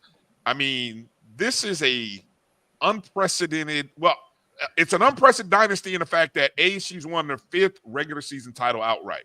The previous number was 4, right? Grambling State had won 4 in a row. So she won 5. That's impressive. But this team, right? And this is what's so maddening, and I can't wait to see player of the year votes. This team doesn't really have one standout offensive player. And so I'm going to be curious to see what SWAC voters do with the first team ballot. I'm interested to see about the player of the year because I told you already know who I think statistically, offensively is the player of the year. And she may not even be the best player in the SWAC. I get it. But, the fact that Jackson State has done it with a team of 4 to 5 really, really good players without one standing out above the other is really impressive to me. I will push back on that just a little because please. I will say a player like Maya Crump is, I think, so underrated because she's such a great two-way threat. She can get her shot when she needs to get her shot. She plays tremendous defense.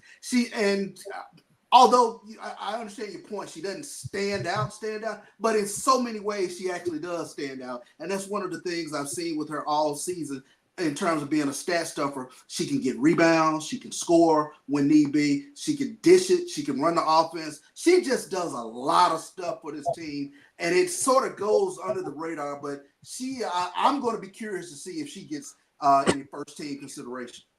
Well, and that's my point. When voters get to vote, and look, unless voters are using, and I was looking up, I know on the men's side, you can go to a place like KenPom and look up offensive stats, and you can get all these individual perspectives for the men's game. I don't know where that site is for the women. So unless somebody is creating their own metrics of efficiency and all of these other metrics that tell you, all you have to look at is what? The SWAC statistics, and you see a name that is constantly at the top. And then, yes, her team may be the 7th seed. And yes, they were predicted 10th. They were a horrible team last year. And so when you look at, again, the SWAC and historically what the SWAC has done, that's why I keep telling people when Grizzle gets the MVP, folks, don't get mad. It's just how it happens in the SWAC. She may not be, again, the quote-unquote best player in the conference. I get it. But statistically, she has the best statistics, And you all know better than me. I see Charles shaking his head. Charles, all y'all saying you know it. See, so I'm just bracing y'all out there who are watching, just bracing you. Look, Zay Green is a great player, good player. She don't have the statistics that. I don't want to get into this debate, but I'm just saying. I always look at again, and you have to reference who's voting. You know who the voters are. Yep. The coaches and the sports information directors. Uh-huh. And if you haven't seen all these games, which some of them haven't, yep. How you gonna put that ballot together? Exactly. Statistically, there's no doubt about it in my mind, and I saw Grizzle twice. Grizzle can ball.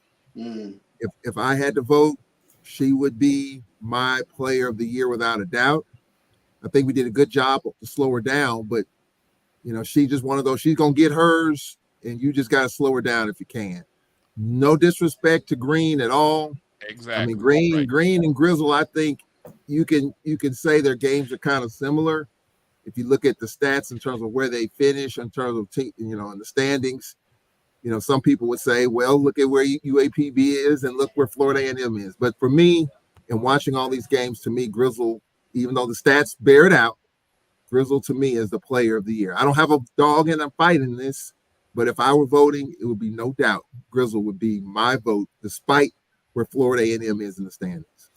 You're right. I could see both arguments there. And I think that's the challenge when you have a team that is so even, which is a plus in terms of trying to defend them and why you get all these W.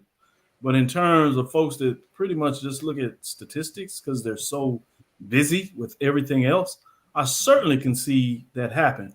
In fact, I can see where you have a litter with 3 or 4 people of Jackson State players on first team, but neither one of them being the player of the year. So you kind of awarded on one side and not on the other. So I can see it. And I think to your point, Brian, that's going to be interesting to see. Do we get what is traditionally done in terms of folks just kind of looking at the point average and people at the top of the conference? Or are you going to have more folks that have taken a deeper dive? Again, to Charles's point, you got the SIDs and coaches voting. Who do you think they focused on all the year? Obviously, when they scouted and playing the team, but sometimes they only playing some of the teams one time in this new expanded conference. So that can be a challenge in terms of folks kind of taking what we would call the easy way out. I do want to put this out there before I let A.D. Drew jump in there because I see he has a point, is I see a lot of folks saying they want to get, other people involved. I do want to make it clear because sometimes we become so focused on the SWAC or in other cases the MEAC that this is a traditional thing that happens in every conference where the coaches and SIDs vote for players of the year. This is not something that the SWAC and or the MEAC does differently than any other conference in America. It is the coaches and the SIDs to do this voting. Now, obviously, for your Power 5, they have a lot more people involved in terms of the SIDs, so they can really get into some data and probably be a little more accurate than what you see in the SWAC when they're doing 15 million things literally to try to produce. So, hey, it is what it is. We'll see. Some will be happy, some will be mad. Life will move on. It's the SWAC. All right, fellas. We know the coaches and the SIDs are the ones making this vote, like Charles and Dr. Cavil have just said. Once again, fellas, I've got to go back to that elephant in the room. Did Zay Green shoot herself in the foot? Because what coach is going to vote for the person that caused all that ruckus in somebody's locker room or was involved in it one way or the other for Conference Player of the Year? Oh, yeah. I to be the representative. So those votes. I don't see that. Zay Green was probably the clubhouse leader going into February. Probably. Yep. Sure. So, but let's be real. What coach is going to vote for her knowing that could have happened in their locker room? I agree with you. It becomes even harder, Drew, from this standpoint. They've lost 4 of the last 6 games. I think that's a bigger, I think that's going to be the bigger issue and make it easier for them to say no as they falter down the stretch. Now, we may say it's part of that, but I think they'll lean on that more than they'll say, the locker room issue. They're going to say they just didn't finish strong. So if you just go off of point production, Ariana Grizzle is averaging 2.5 points more than number 3 in the conference once you take Zay Green out, that being Ryan Payne at Prairie View A&M, and she's 3 points clear of Amaya Simmons at Alabama A&M. Now I talked to you the other day. Ain't nobody looking that close. I promise you that. They're gonna look and see who the top person is, what their win percentage. Did they make the tournament? Is a team like that? And they're gonna be like, check, box, clear. Hey D, let me throw something out there at you though. Is it fair? Is it fair to say for that to hold for that incident to be held over her head despite her prowess on the court? Perception is reality, Charles. No, it's not fair. Hell, life ain't fair. I mean, Cardozo had an incident, but she'll still be first team All SEC, right? Oh, Zay will be first team All SWAC. I think those votes were already in. But Charles, here's the thing. Here's the one thing about yours. I think those All SEC votes were probably already in before the tournament. Yeah, those votes were already in. Simple. Yeah. The one storyline on the end that I wanted to add was I know you talked. I heard you guys talk about all the other schools. I'm gonna say, how about Southern University in the non-conference getting 2 Power 5 wins, one of them even being a quad 1 win, and then starting the season off on a hot streak, and then the way it just fell off a cliff, where they are a 4 typical seed. Southern. Their best player. I'm not gonna say that. I'm not gonna. You said that, Drew. You said that, not me.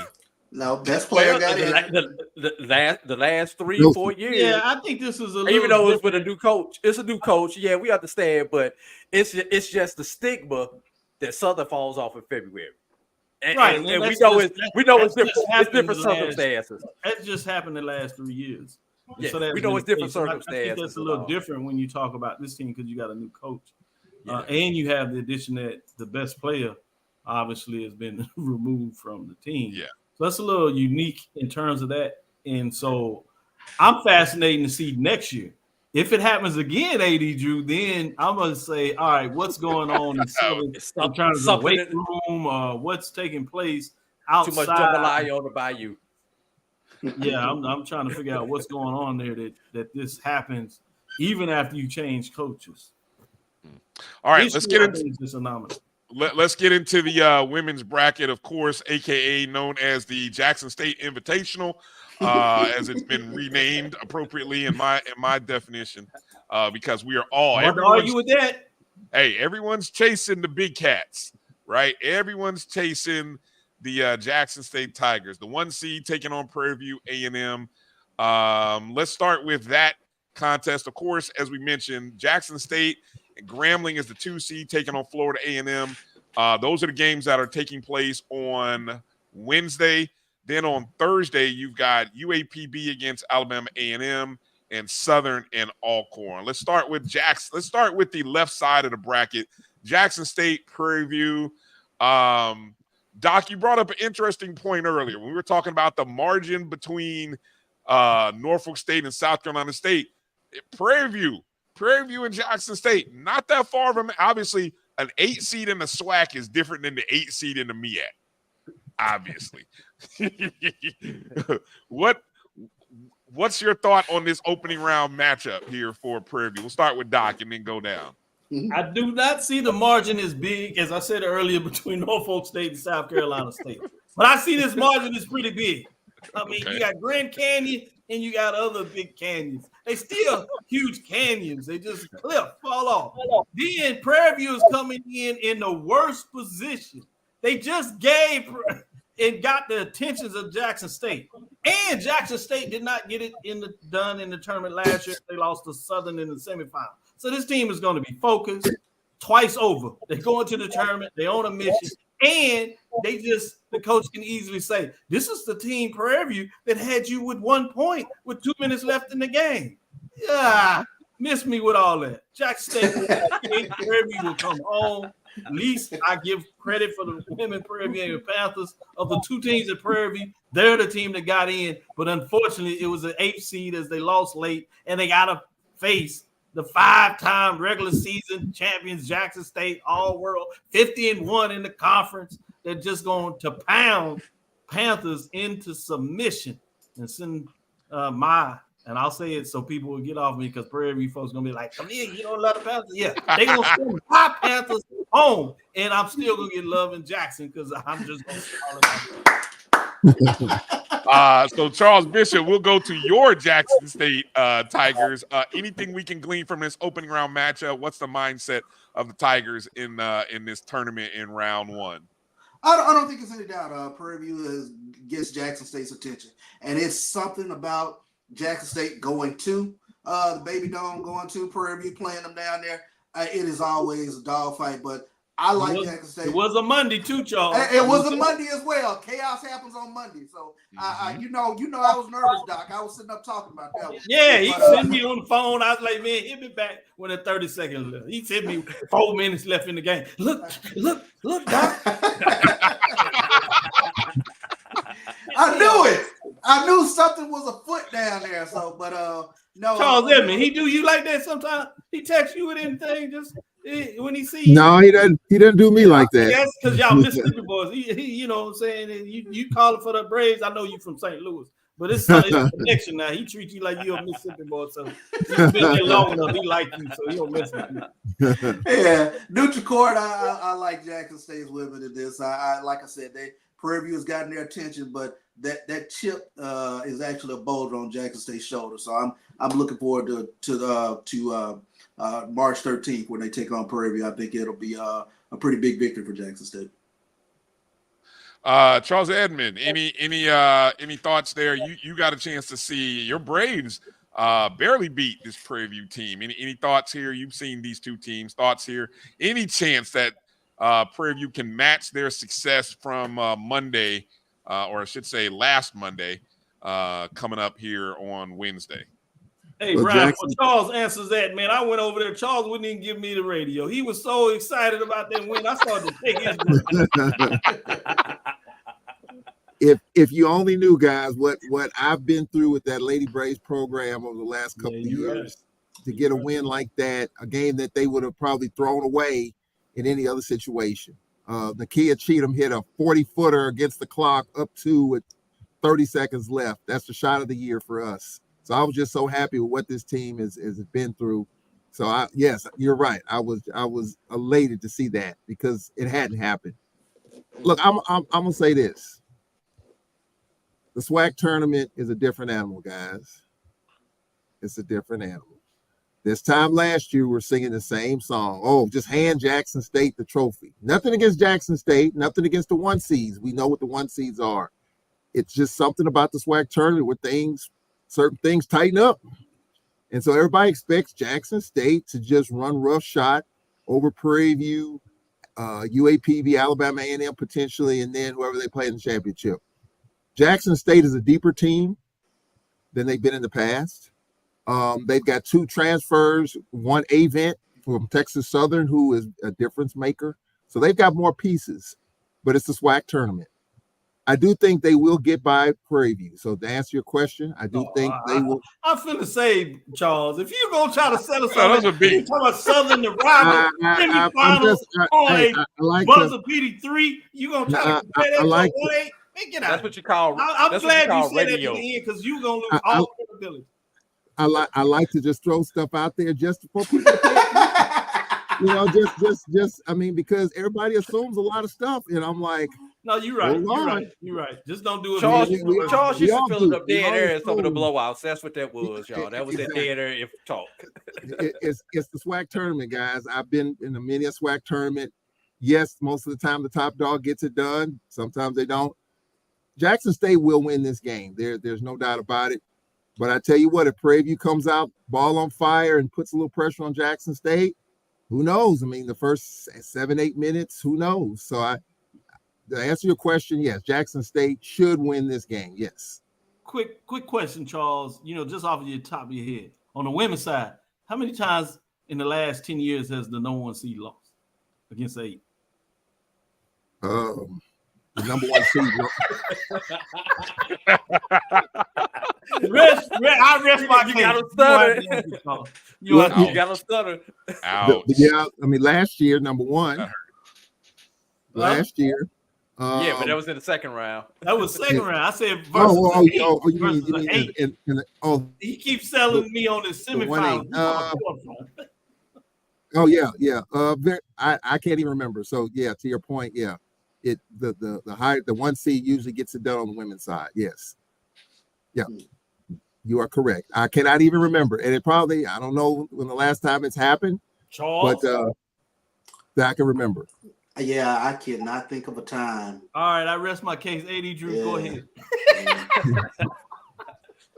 Okay, since we've all established that Jackson State will win this game, and if there are some people down in Houston who have to fly to Birmingham to watch Prairie View lose, let me give you a few other things that you can do while you're in the Birmingham area.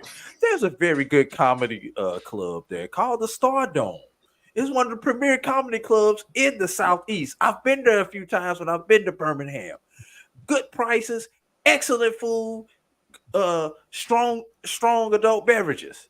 Let me give you another thing. There's a Negro League museum right there outside the foot of Regents Stadium. It's there. nice. It's nice. Yeah.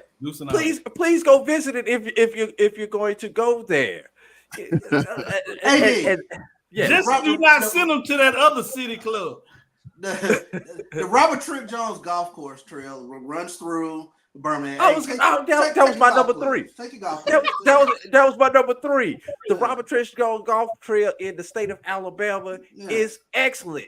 And Any Charles, course you play. Charles Bishop will take your money. He'll go out to golf.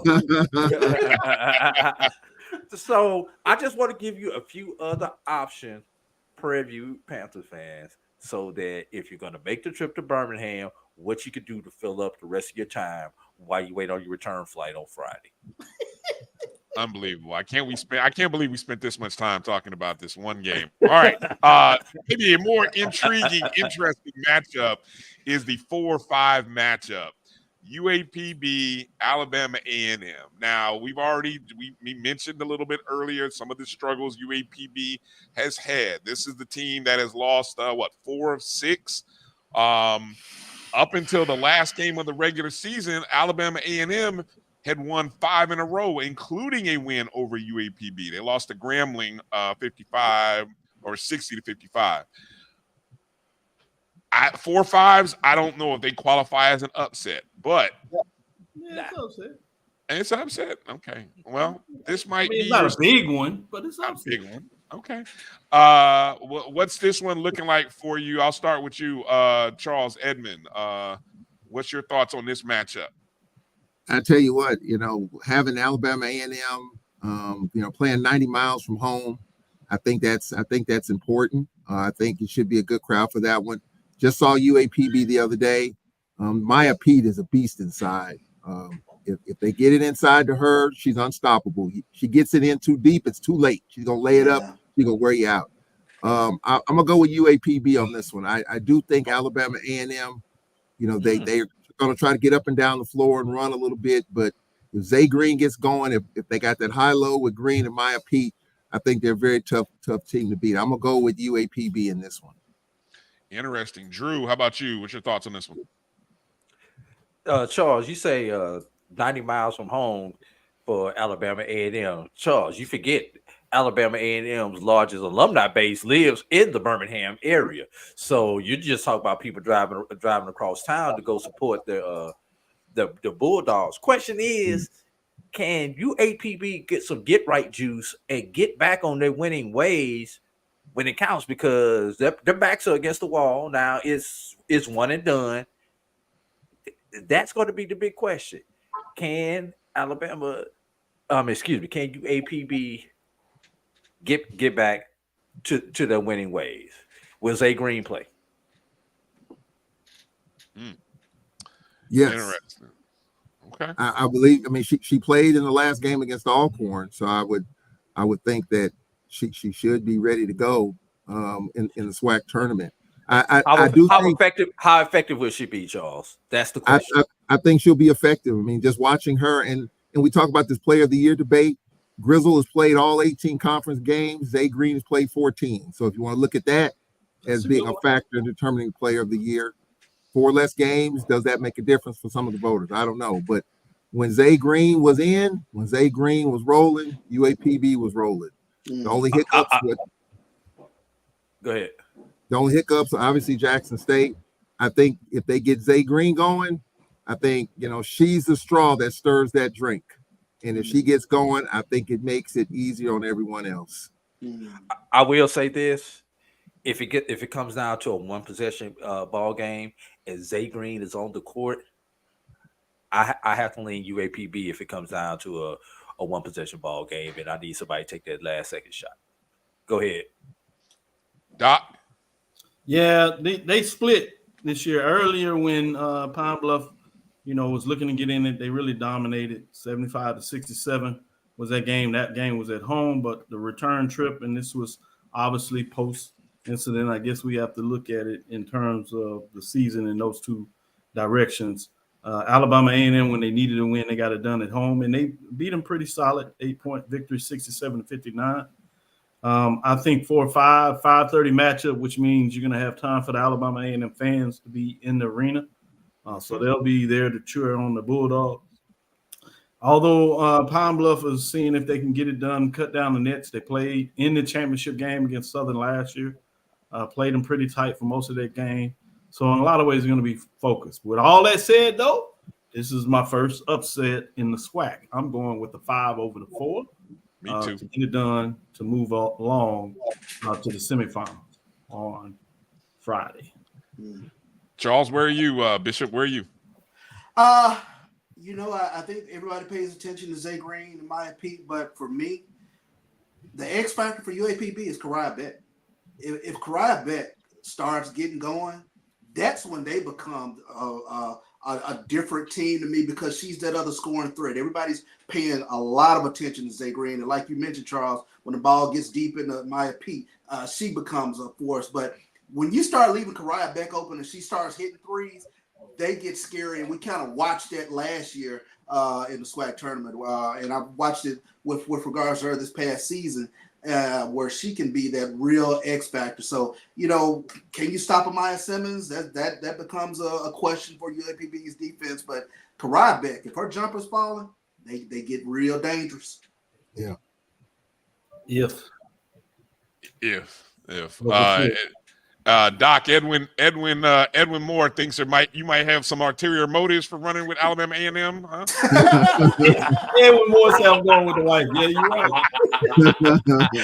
I forgot all about that part of it. Nice one, Edwin is correct. Shout out to Edwin. He's smart. He understands. Charles, Doc want to sleep in his own bed tonight. That's I like that. Said the couch ain't comfortable. that should be a good matchup, and it's the 5:30 Central, so that's 6:30 Eastern. That'll be a good one. Should be good eyes on it as well. Television. A lot of people getting home from work. You get a chance to watch it if you're not going to be there, but hopefully it'll be a good crowd in the building. We already seen Alabama A&M fans show up. Can you imagine 6,000 Alabama A&M fans showing up like they did for that contest against Alabama State? Interesting. 6,300. Yeah, it'd be interesting to see that kind of crowd at the SWAC tournament for that game. Just saying. Okay, next quarterfinal. Hey, Brian, before you move off of that, and I know we haven't switched over to it. When does Alabama State play? I'm just curious if Alabama State and Alabama A&M play back-to-back. On the men's side. I don't know. We're not there yet. I was just curious to see what kind of crowd we may have in the building. They played the late game on Thursday in terms of the men. No, they play. The men play Wednesday. They play Wednesday. Okay, so it's Wednesday. Okay. Yeah, Alabama State is the 8th. That's what I'm saying. It's the late game on Wednesday. Yeah. No, I was just curious if those two teams were playing back to back. Oh, I see what you're doing. Okay. Yeah. Okay, gotcha. Okay. Alabama State's play 8:30, so they play after Alabama A&M and Pine Bluff. They play at 5:30. All right. The first game of the entire tournament is the quarterfinal matchup between the 2 seed, the Grambling State Lady Tigers, and the Florida A&M Rattlers, of course, featuring potential SWAC Player of the Year, Ariana Grizzle. The interesting thing about this contest, some people may say, oh, the 2-7 is not an interesting matchup. But what is interesting is that Florida A&M played a triple overtime game against Grambling, the first meeting. And the second meeting at Grambling is a game that Florida A&M out-rebounded Grambling. Your stat, Drew. They out-rebounded them by 20. Unfortunately, they shot 1 of 17 from behind the arc. Yes, that's right. That was another one of my stats. Yeah, so I don't know what to make. I just know this will be an interesting 2-7 matchup. But Grambling is deep. Grambling is Grambling's got maybe the second. They have the second longest winning streak, if I'm not mistaken. 10 in a row. Yeah, 10 in a row. And I mean, any other year, we're looking at them like, oh, hey, all praise to Grambling. But of course, you know, the Jackson State Invitational is here. 18 in a row is hard to top. Drew, start with you. You know, I don't know if there's an upset in mind, but what's your thoughts on this matchup between Grambling and Florida A&M in the opening round? Well, in a one-and-done situation, you always have to look at the best player on the court. And whether she wins the SWAC Player of the Year or not doesn't matter in this game. She will be the best player on the court when it comes to putting that ball in the bucket. We know she can score, but she's a volume scorer. She's not a high efficiency scorer. And you're talking about an individual player going up against the team that is number 2 in defense, only the Jackson State in the conference, where their opponents only shoot 36% against them.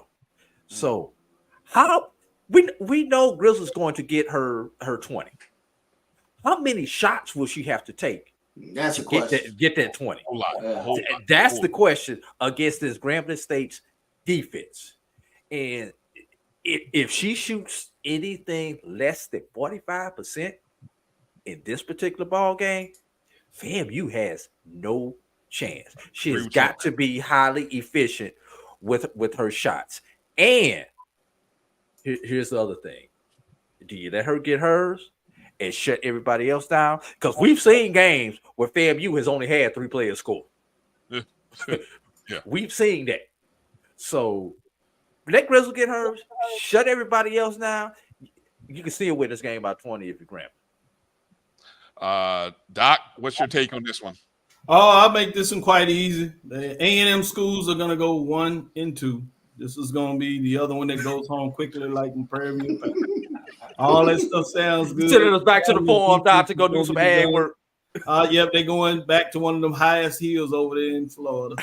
You don't have to worry about it. It'll be a quick trip. It's going to be like the first time when the men went to the tournament. They were all hyped. I thought more highly of this team than this one.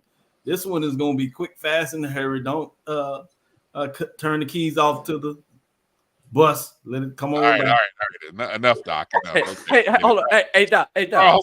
Why do I have a lot of Rattler fans out there love me too, and some of them might fall off. But as I said, I'm gonna call it like I see it. Rattlers, y'all look better next year. This is the first step. Don't get all excited. It's the first step. You know, you got to go down there.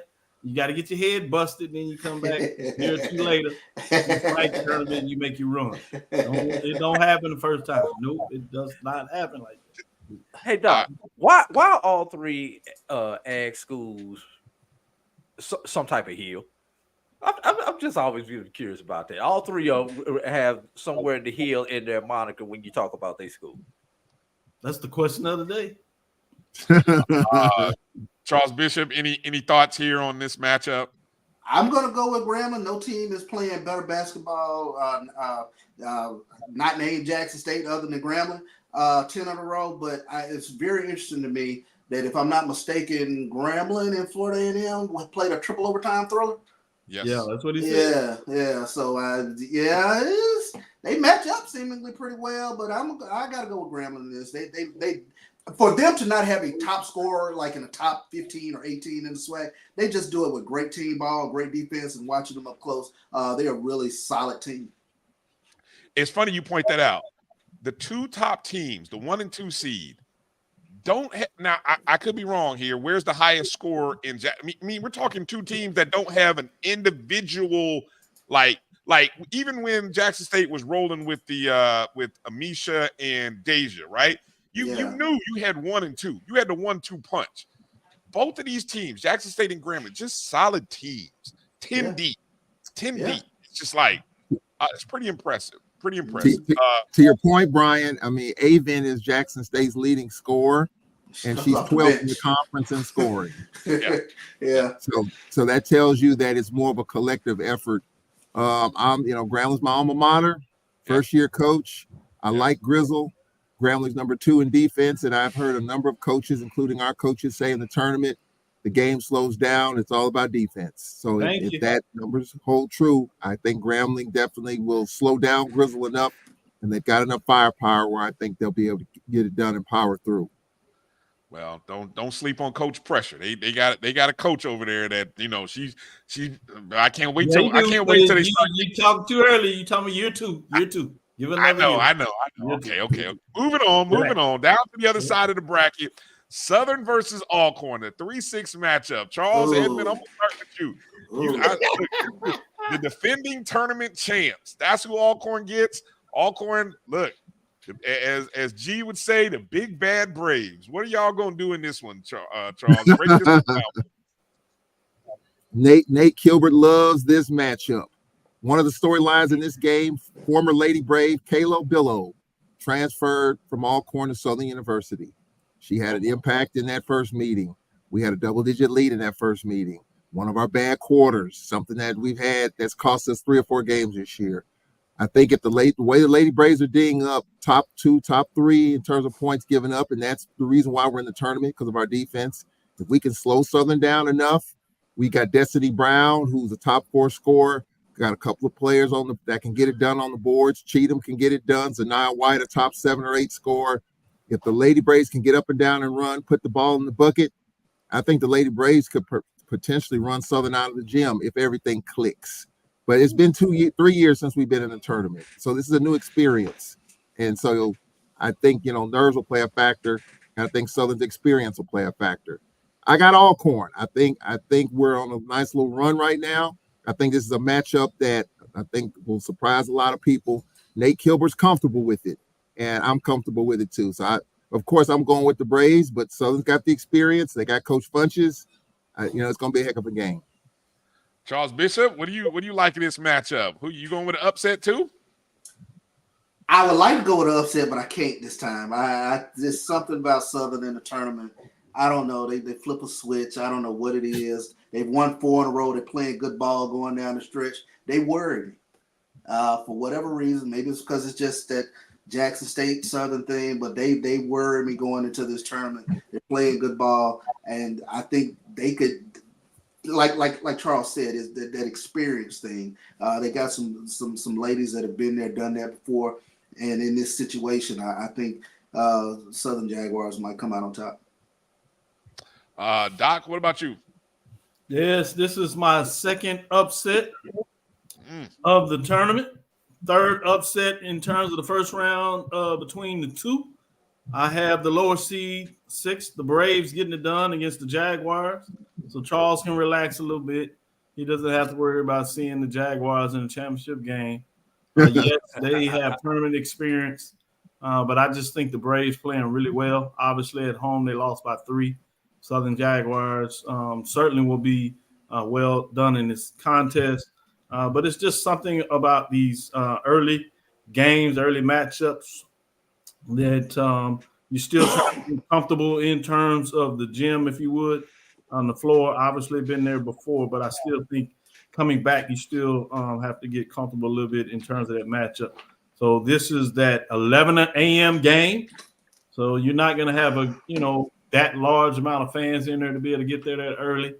And so I see the upset with the Braves getting it done against the Jaguars.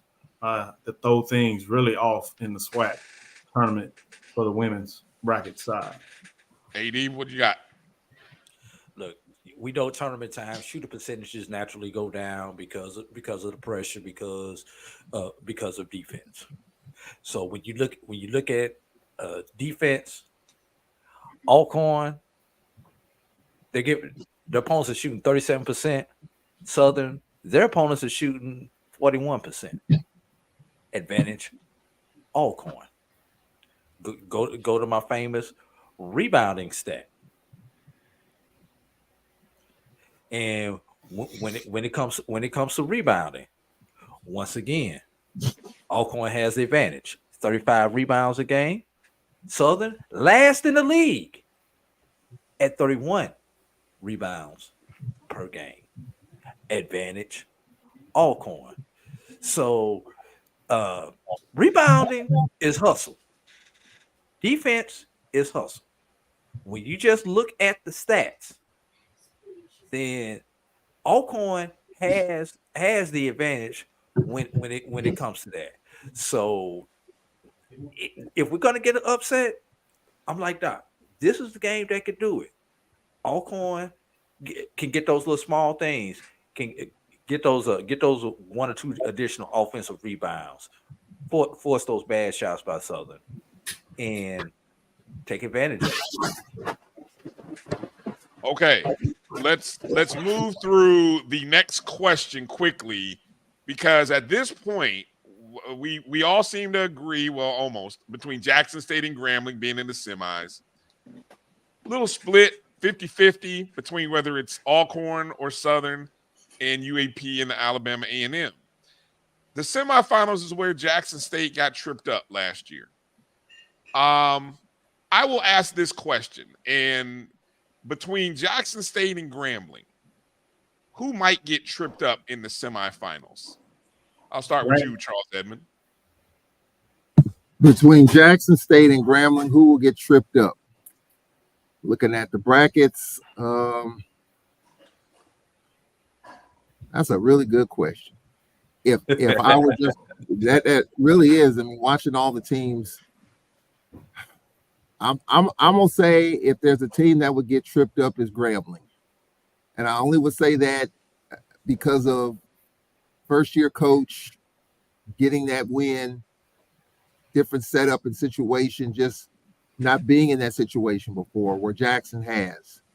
Jackson would get out. It could be Grambling and Southern in that next game. Yeah. Could be. I'm just throwing all the scenarios. Of course, I want the Braves to get there, but it could be Southern and Grambling. Who knows? I'm gonna say if there's a team that could get tripped up in that semis, is Grambling, just because of the lack of experience, first year coach and all. I just think the intangibles, something I always look at. I would say Grambling. So what I think you're saying is that Southern Alcorn is a tougher matchup potentially for Grambling either way, whichever way it rolls, huh? Yes. Okay, gotcha. Charles Bishop, what about you? Definitely Grambling. I mean, when you take a look at it, I think it's tailor-made for Jackson State to get to the championship from the standpoint of if they see UAP or Alabama A&M. Both of these teams have never really challenged Jackson State. With Zay Green on the court, without Zay Green on the court, UAPB has not been able to match up with Jackson State. The Jackson State, I believe, beat Alabama A&M 71-40 something. So I think it's a great bracket for Jackson State to get to a championship game. Doc? No doubt about it. It's Grambling. Jackson State has done what they needed to do to have the number 1 seed, and it fell in their way that teams that are not playing that well coming out of that side of the bracket. I mean, obviously anybody can get hot for a game and get upset, but to do it in the semifinals, I can't see it getting done. And so I'd have to go Grambling. Obviously, you have the rivalry thing there, 2-3. So that certainly is one that could show a matchup.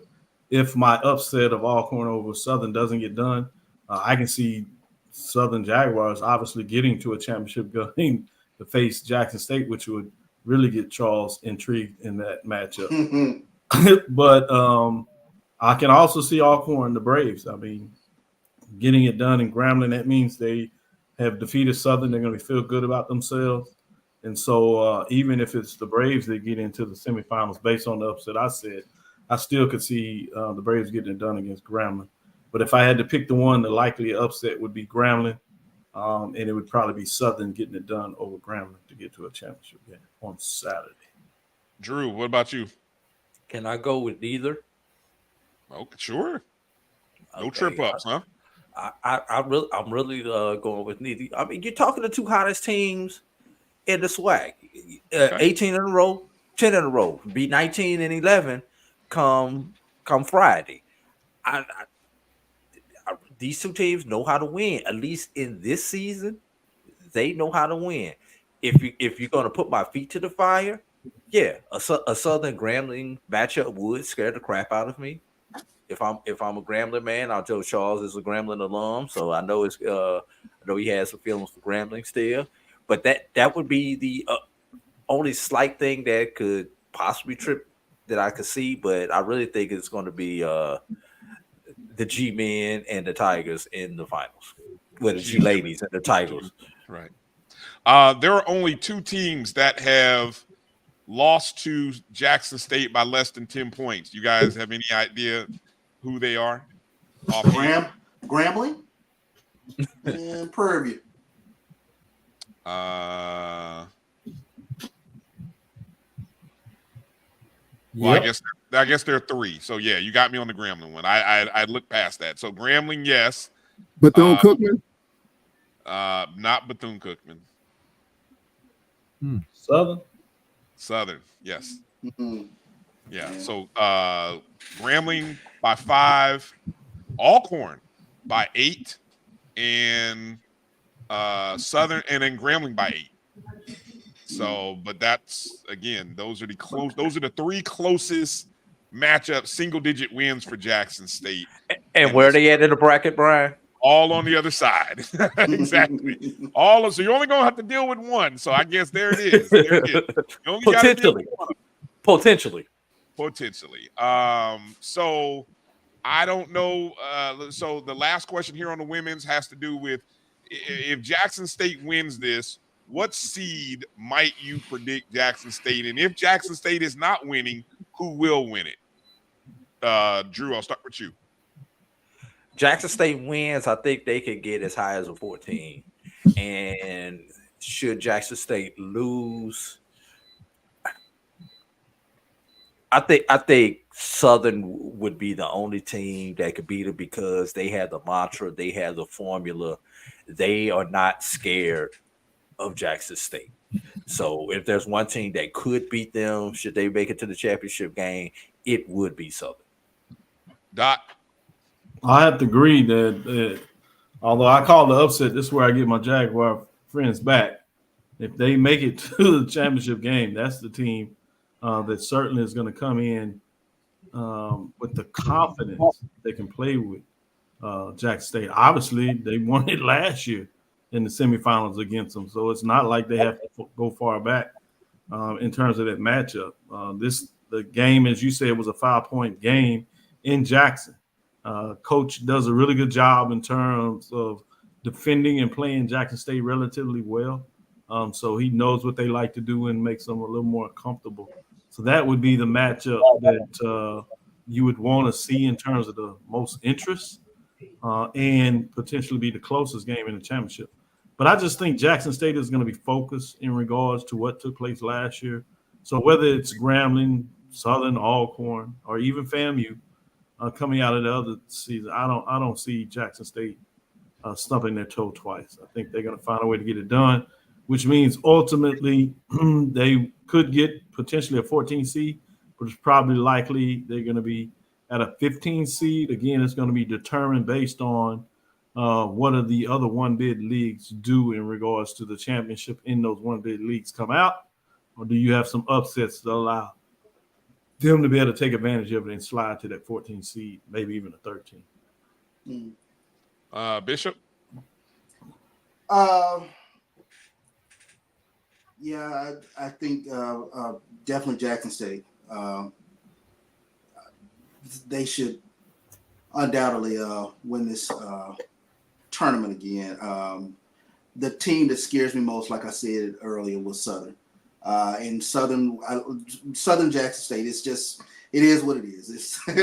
It's a rivalry that's just I don't care if it's tiddlywinks. These two schools, they go at each other, and like you guys mentioned, I think Southern isn't intimidated by the success that Tamika Reed has had in this tournament. I think Jackson State could get a 14 seed, and maybe some of it is just based on recent memory in terms of what Jackson State did against LSU, to where they could slide up and get a 14 seed if they should win this tournament.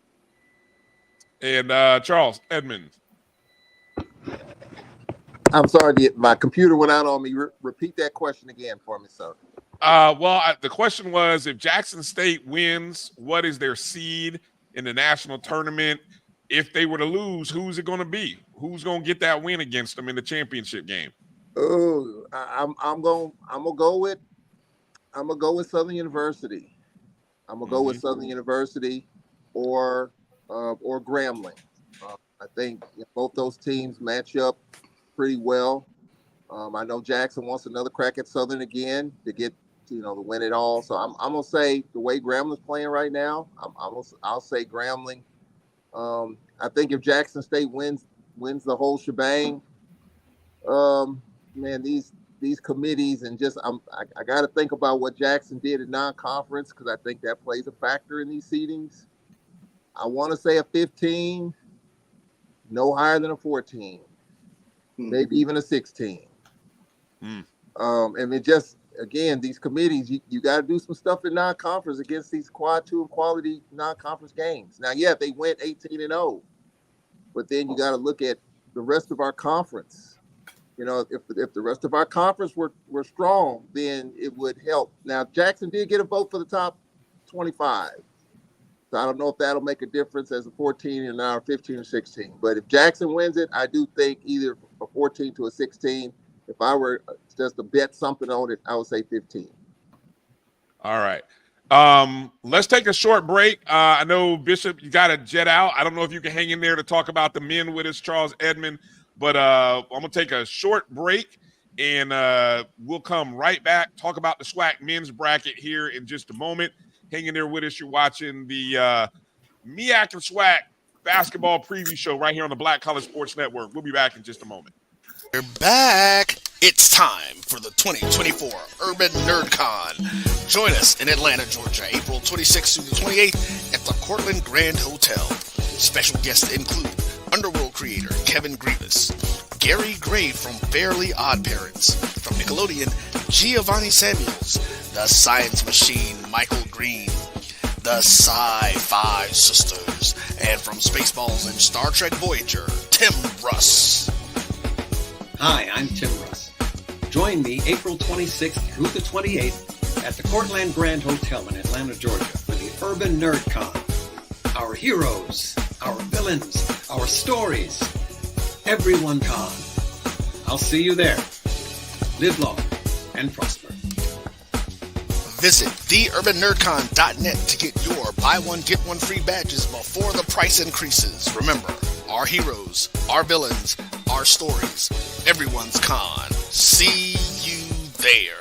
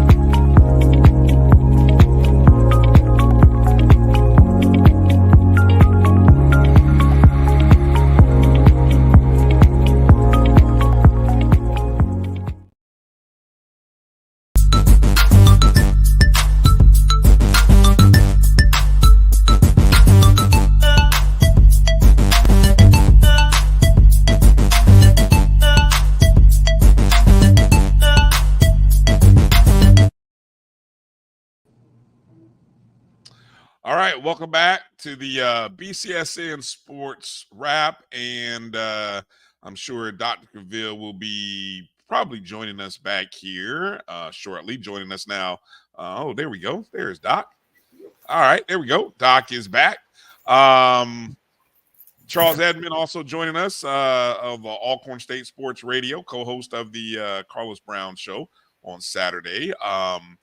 All right, let's get to the men's bracket here. Want to quickly go through the men because this is an interesting, as much as the Jackson State Invitational is on the women's side, I think the men is going to be fascinating given what we have. Of course, your regular season champions, the G-men, Grambling State, for the second straight year, if I'm not mistaken, won the regular season title. They were co-champions with Alcorn last year. Okay, thank you. Okay, yeah. Co-champs, yes. I want to make sure I get that right. And of course, there's our bracket. Now, you know me, guys. I love my odds. This is great action for those of you who are able to and are interested. I just looked up the DraftKings odds, the tournament odds on who is the favorite. Who does Vegas say is the favorite to win the SWAC tournament? Well, the favorite is Alcorn State, plus 280. They are the hot team, right? What is it, 9 wins in a row? Yes. 9 wins in a row.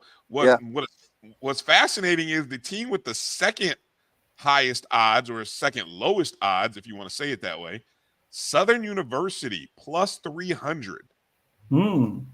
Very close to Alcorn. That's Southern's the 4 seed. Grambling, the 1 seed, plus 350.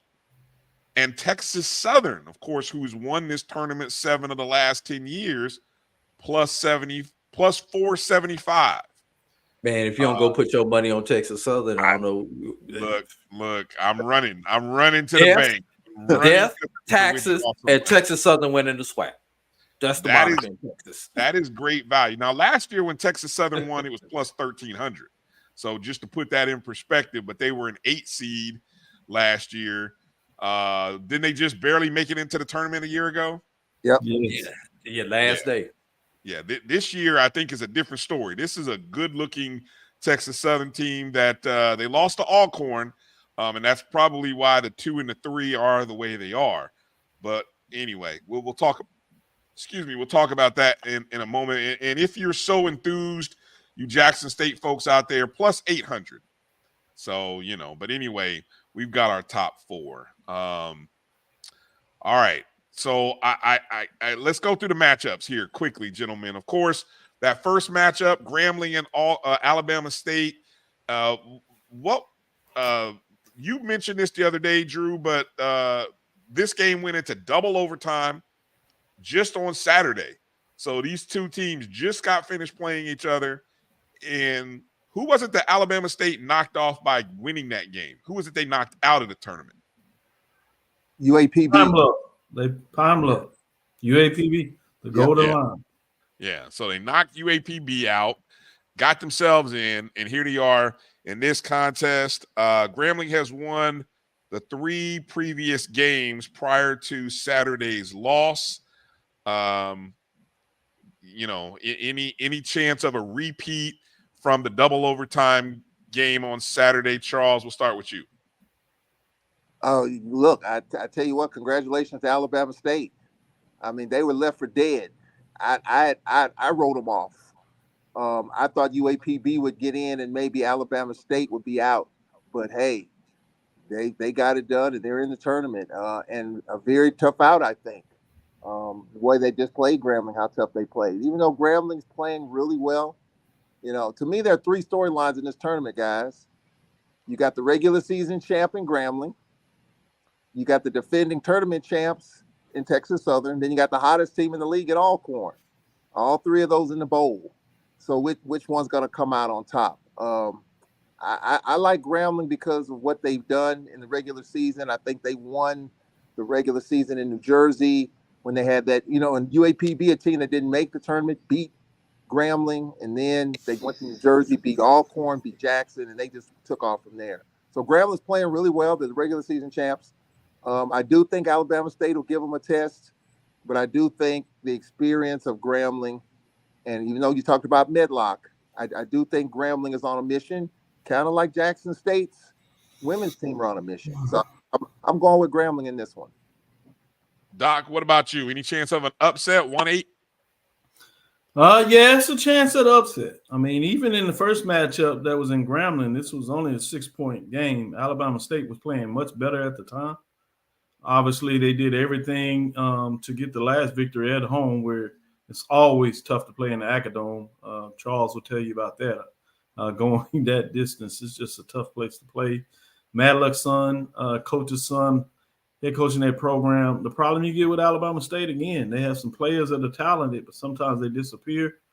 And although these matchups have been close where they split, I have to give the edge to Grambling. I think they're really focused in terms of coming back. They played in the championship game last year.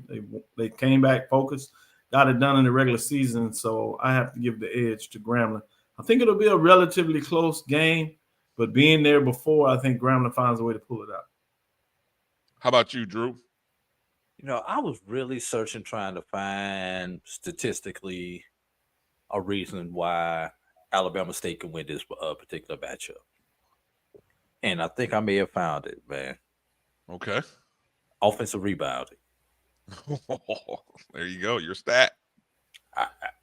Alabama State leads the conference in offensive rebounding at 14-4. Grambling, 9-9. Because of that one stat, Alabama State can hang around. And if you let a team that's not supposed to play with you hang around down the stretch, anything can happen. Especially with a team that's playing with house money. Here, Alabama State didn't even think they were going to be in the tournament this week. So they're playing with house money. Let them be hanging around come that last media timeout. Potential, I don't think it's going to happen, but the potential is there. They do have a puncher's chance. All right. I'm not so bold. I'm gonna keep it chalk there with Grambling.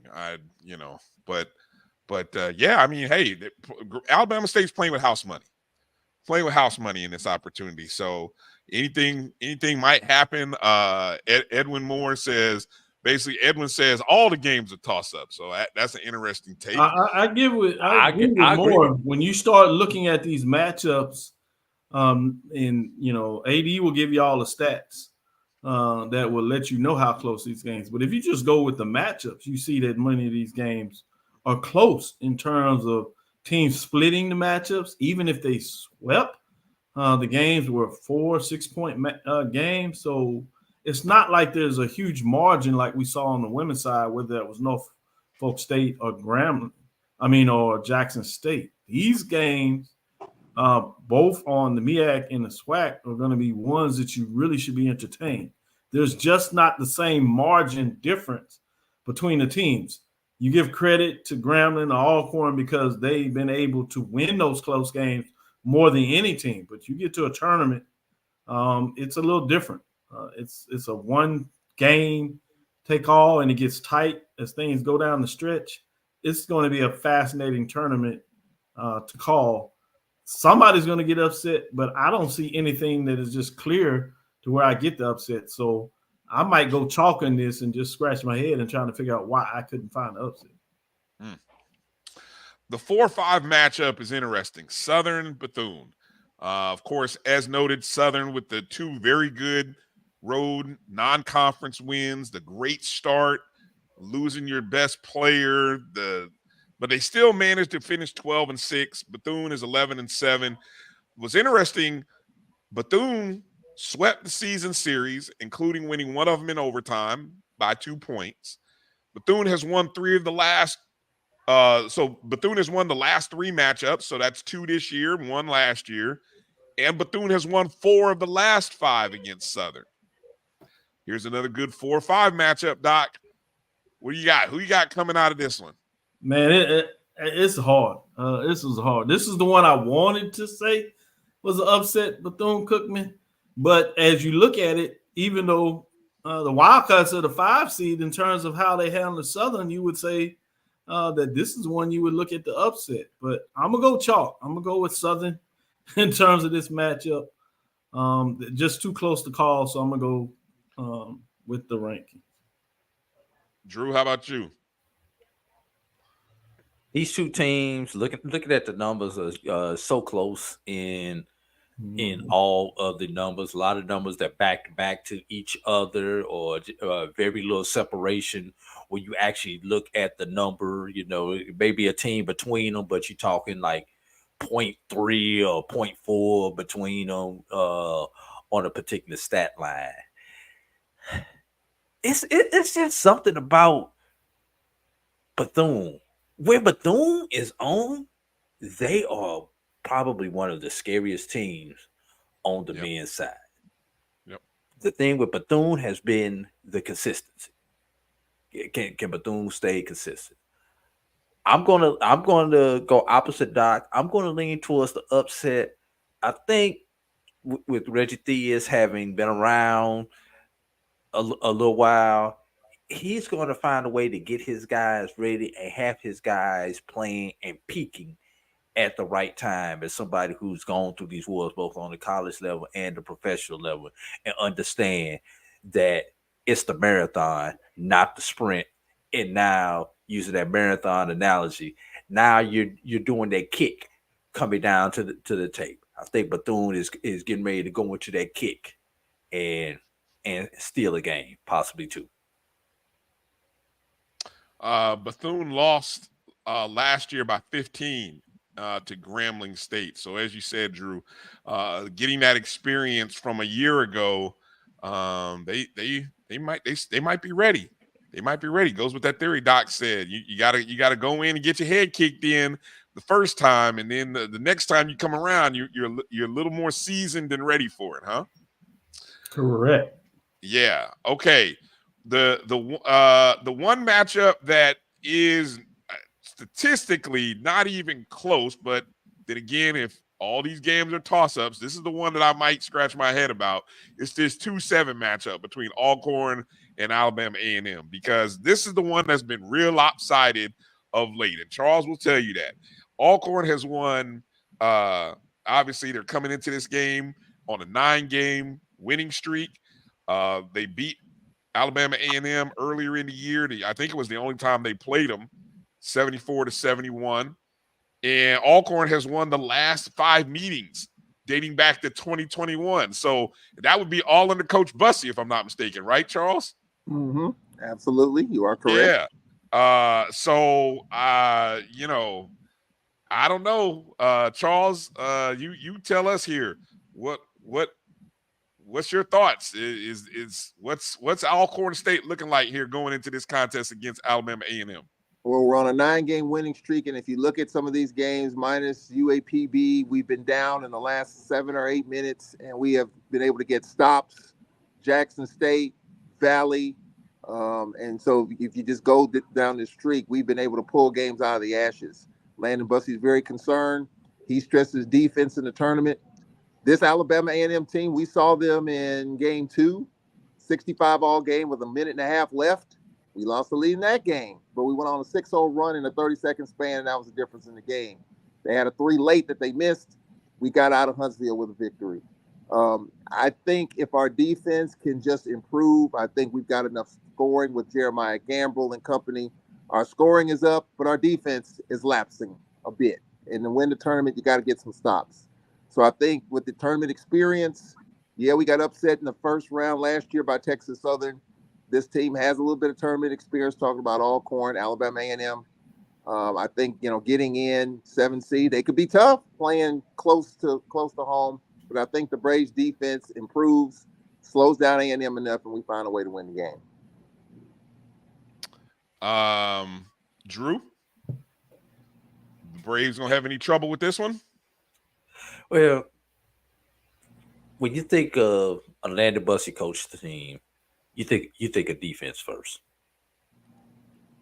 But for some reason this year, Alcorn State is middle of the pack in defense. We've seen them where they've been top 2, top 3 in defense in the SWAC up under Coach Bussey. Alabama A&M, though they're in the bottom third of the conference in offense at 67.6 points per game, Alcorn State gives up 69.6 points per game. So that's right there. That's a toss-up. That's a one-possession ball game right there when you compare Alabama A&M's offense to Alcorn State's defense. Like Charles said, can Alcorn get that stop that they will need down the stretch, both in the first half and the second half? Those stops down the stretch at the end of the first half are also critical going in, because those are the things that carry momentum into the locker room and bring you out in the second half. Yes, I think they get it done. Would it shock me? Not if Alabama A&M can get about 3,000 people in the Bartow Arena to cheer them on. It could definitely push them over the edge for that 1 or 2 possessions that they're going to need it. Interesting. Doc, any angles that you might see a 7 knocking off a 2 here? I told you I'm trying to find a game I can call my upset on the inside. It's all of these games literally could be an upset. As Charles Edmond just broke down the game early this year, which ultimately was a 3-point victory, how close it was going down the stretch of that game. It was in Huntsville. This is a little further away, 2:00 game.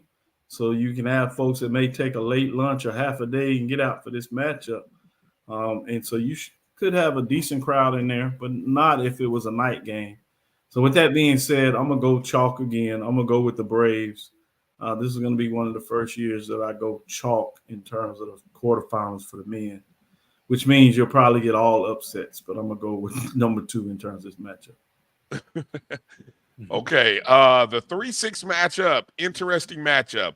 Texas Southern, 13-5 record. Jackson State, just 2 games behind them, 11-7. That's interesting. That tells you how far of a difference there is between 3 and 6. 2 games. Okay, not a lot.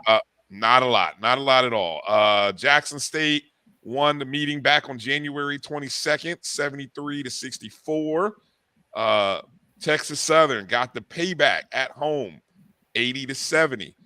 So the team split during the season. The last time they met in Birmingham, just two years ago, March 9th. Yeah, Texas Southern won 54-50. They also won the year before that, 84-81. So again, a 4-point game and a 3-point game. And one of those games was an overtime. Okay, yeah, that must have been the one in 21 where it was 84-81. So Texas Southern 2-0 over the last 3-4 years. Woo! Who do you got in this one, Doc? Texas Southern, Jackson State. Any chance of an upset? Yeah, certainly another chance of the upset. These are relatively close games, even though at the end of both of these games, you probably got one of the largest margins you've got in the games that we kind of analyzed thus far. But they were close going up to that. You could see, as Kerry talks about, chaos taking place. But it's just something about Texas Southern tournament time. They know how to turn it in, turn it on, turn it in, and turn it upside down, if you would. So they come in with the pretty solid seed, playing solid. They have a couple of injuries that you don't want to be concerned about.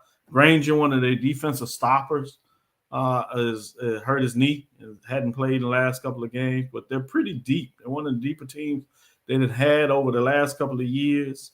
PJ is a little bit banged up, but now they got Essay that has been going off. He had 34 points in a tough loss a couple of games ago. So they have the ability to score different ways of the floor, and something tells me that the Tigers are going to win. And I was going to say both teams are Tigers. I was going to take the way out, but y'all caught me, so I'm going to go with Texas Southern in terms of the matchup. It's easy to go this way. This is where my check comes from, so I'll stick with that. All right. Fascinating storylines, and I know we're pressed against time, so we still got to quickly talk about the MEAC men. So I'll just ask this one question. There are three strong. Actually, I was very surprised to see Southern at plus 300. I'll be honest. I didn't think they would be one of the top three favored, but they're number 2 according to Vegas. If I gave you $100, Doc, who would you put that $100 on? Where would you put your money? Would you put it at Grambling plus 280? Southern plus 300? Alcorn at plus, was it 400, Drew? Is that what I said? Something like that. 480 or something like that. And hold on, I got it right here. 350. Okay, so Alcorn 280, Southern at 300, Grambling at 350, Texas Southern at 475. That means putting 100 down on Alcorn would win you 280. Putting 100 on Texas Southern would win you 475. Man, I'm going all in Texas Southern. I want the 480. Not a bad bet. Not a bad bet. What about you, Drew? I mean, I'm taking the longest odds, and it's not just because they're the longest odds, but it's actually the one that I feel will be best for me to win, and that's going to be Texas Southern. We don't call it the Texas Invitational for nothing. Right, and obviously that's where my check comes from, so I'm pulling for Texas Southern as in the tournament. Wouldn't be surprised, and I'll be on the plane for the tournament if they make it there, but I do have a sentimental spot for the Grambling. They haven't been able to get to the NCAA. They've had 2 great seasons. They played for a championship last year and was played well, as Texas Southern just knows what's to do it. But if a team, if Grambling finds a way to get it done, I'll kind of say job well done. I too, like you guys, would put my hard-earned money on Texas Southern. But I got a feeling this might be the year that Alcorn finally gets over the hump. They've had some very good teams the last couple years, and I mean, just come up short, whether it be in the championship game or the first round last year. This might be the year where they catch everybody because the expectation is low. My upset team is on the other side of the bracket, Brian, and that's gonna be that team on the beach. Ooh, that's a good one. Like I said, this is gonna be a great tournament to watch because any team can find a way to get it done. I think any of these teams can get 3 victories in a row once they get rolling. Yeah. Very quickly, jumping back over to the MEAC side of things. We're going to go quickly here. And again, we got to thank Charles Edmond for joining us. He probably had to jump off. I know he was having some technical issues. So we appreciate him and Charles Bishop for jumping in. The standard over in the MEAC is Norfolk State. I mean, right now they have really set themselves far and apart among the others, made it real challenging for some teams.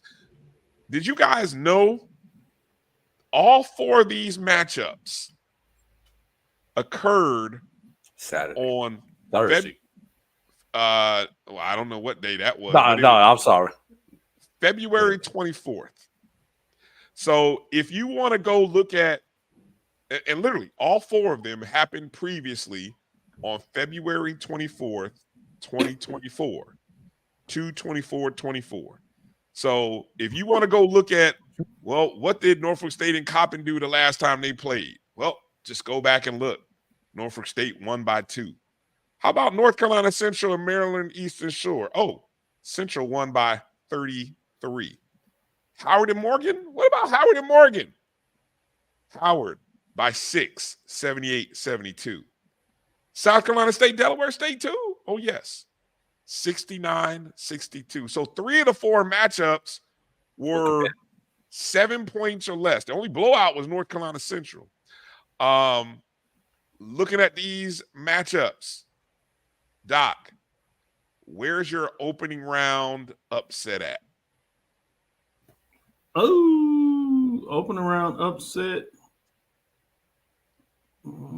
It would have to be Morgan State over Howard, the 4-5. Obviously, that's the easy way to go. But that's the one that I'd put out there in terms of matchups. But all these games are going to be tough, grounded out games. Styles make fights, as we said, and that's what we had in the MEAC all year long. You know, some of the teams matched up differently against teams that you wouldn't think that the games would be that close, but they would go down just because Styles makes the fight. So as we talked about the SWAC being one to watch, you can tune right into the MEAC. If you can find a way to watch these games, I know a lot of people have work. Other folks are on break in terms of spring break. Take advantage of it. These games, if you can't get there, certainly understand what that means. Other responsibilities, but you need to have these games on ESPNU in terms of watching all these games. Some of these times you're going to need to have two of your laptops or two of your iPads, whichever you have, or one in the other. Have them both on, and some of the games will cross during the day. And just keep your eyes on these matchups. I'll probably go chalk in this one as well because they're just so close that I don't have anything that pushes me to say one team or the other. So these are one of the years where I'm looking at the SWAC and the MEAC as we focus on the MEAC in this one a little more intensely than I have in the past, where I tend to kind of look at semifinals, certainly final matchups to see what's going down. I'm watching this from quarterfinals, tip-off start to the end. Drew, how about you? If I'm going to pick an upset, I'm going to go with the 3-6 game, Delaware State, South Carolina State. Delaware State has been sneakily good. They've been good at times. They've been good at spurts, pulling off, getting wins against some of the top teams in the conference. So if that's going to be my upset, that's where I'm going to see it at. But I've got, and I'm going to save us some time. I'm going to take this out a little bit. I've got Central and Norfolk in the final, and I've got to go with the Fighting Josh Sims if I should get that matchup in the finals. Check this out about that Delaware State team.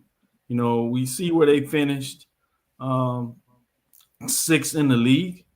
And while the SWAC had an overall winning record on the men's side preseason in terms of about 5-6 matchups, SWAC had the record. Delaware State beat the number 1 seed Grambling. That was in that Atlanta.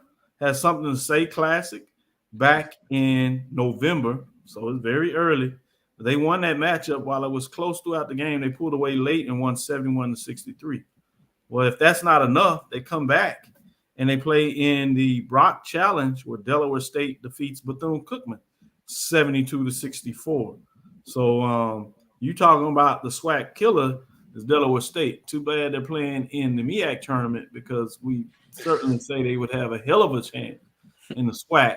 But with that being said, I'm going to go with South Carolina State Bulldogs in that matchup over Delaware State, although they find a way to get it done against the SWAC this season. Yeah, I agree with you on the South Carolina. Look, it's interesting that Delaware State did that, but when I looked at this matchup between these two teams, South Carolina State won both matchups this year. They've won 5 of the last 7, 10 of the last 13.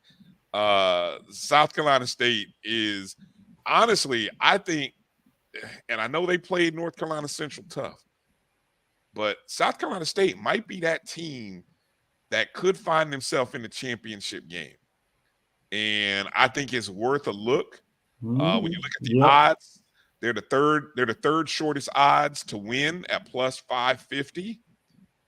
North Carolina Central being the second shortest at plus 220, and Norfolk State at plus 180, which has actually gone down because when I looked at it 2 days ago, Norfolk State was plus 200. So that means people have been putting in some money on Norfolk. But South Carolina State might be that team that could find a way to get themselves into the championship game. But again, I think Norfolk State again. Now, I gave you guys that interesting stat about the regular season champion winning the tournament. Here on the men's side, that run has been 4 consecutive years. Of course, excluding the COVID year, that either the regular season or the co-regular season champ has won the tournament. So kind of kind of looking good for Norfolk State if you follow the trend, but that's that. This is so much of a challenge for me for Norfolk State. Usually you go in and you know what you're going to get over the last couple of years. Joe Bryant, they all but had that game against Howard last year. Obviously, that late turnover that will haunt Norfolk State Spartans for a long time, where they had wrestled with Howard and had it, and then you get just a turnover on the inbound where the guard went left, and the passer thought he was going left, threw it left. They get the turnover. Howard scores late and wins the game. But this year, it's a whole new team. So you get credit for Norfolk getting it done in the regular season. But the tournament and how many close games they had in the regular season, it's just going to be a challenge for me to see them finding a way to get it done. And so I'm fascinating to see, and that's where I could agree with AD, seeing South Carolina State coming out of there because they played well against Central. They have that side of the bracket, and you can see that Norfolk State Howard game being intriguing. As I talked to you about Delaware State, Howard's on the other side. Howard played in the Chris Paul Classic, and I got to see that matchup against Texas Southern as I flew in from Atlanta during the Celebration Bowl on Saturday to watch that game on Sunday in terms of that matchup. Howard lost to Jackson State that Saturday, and then they come back. That was an 81-74 game. Then they lose to Texas Southern 79-78. So Howard can be thankful that they're not playing in the SWAC tournament, as they didn't fare well in that matchup. But they're a 4 seed here, and they have a chance. They take on Norfolk State. I can see them finding a way to get it done, as they played relatively well. Obviously, they gave Norfolk that early loss in terms of that matchup. When you talk about Norfolk State getting it done 65-71 on the road, very close game. I watched that game that would have gave Howard a share of the championship. Norfolk State still would have had the number 1 seed in terms of it would have came down to the point differential. I would say that game was close until the end. Norfolk being at home, they pulled away and won it big, but it was closer than what people see on that, with Norfolk winning 77-58 to get it done in style. So I'm fascinated to see if both of these teams can find a way to get to that semifinal. This is a key matchup to keep your eyes on. Whoever wins that may find themselves cutting down the nets in terms of the championship game, regardless of who they see on the other side of the bracket.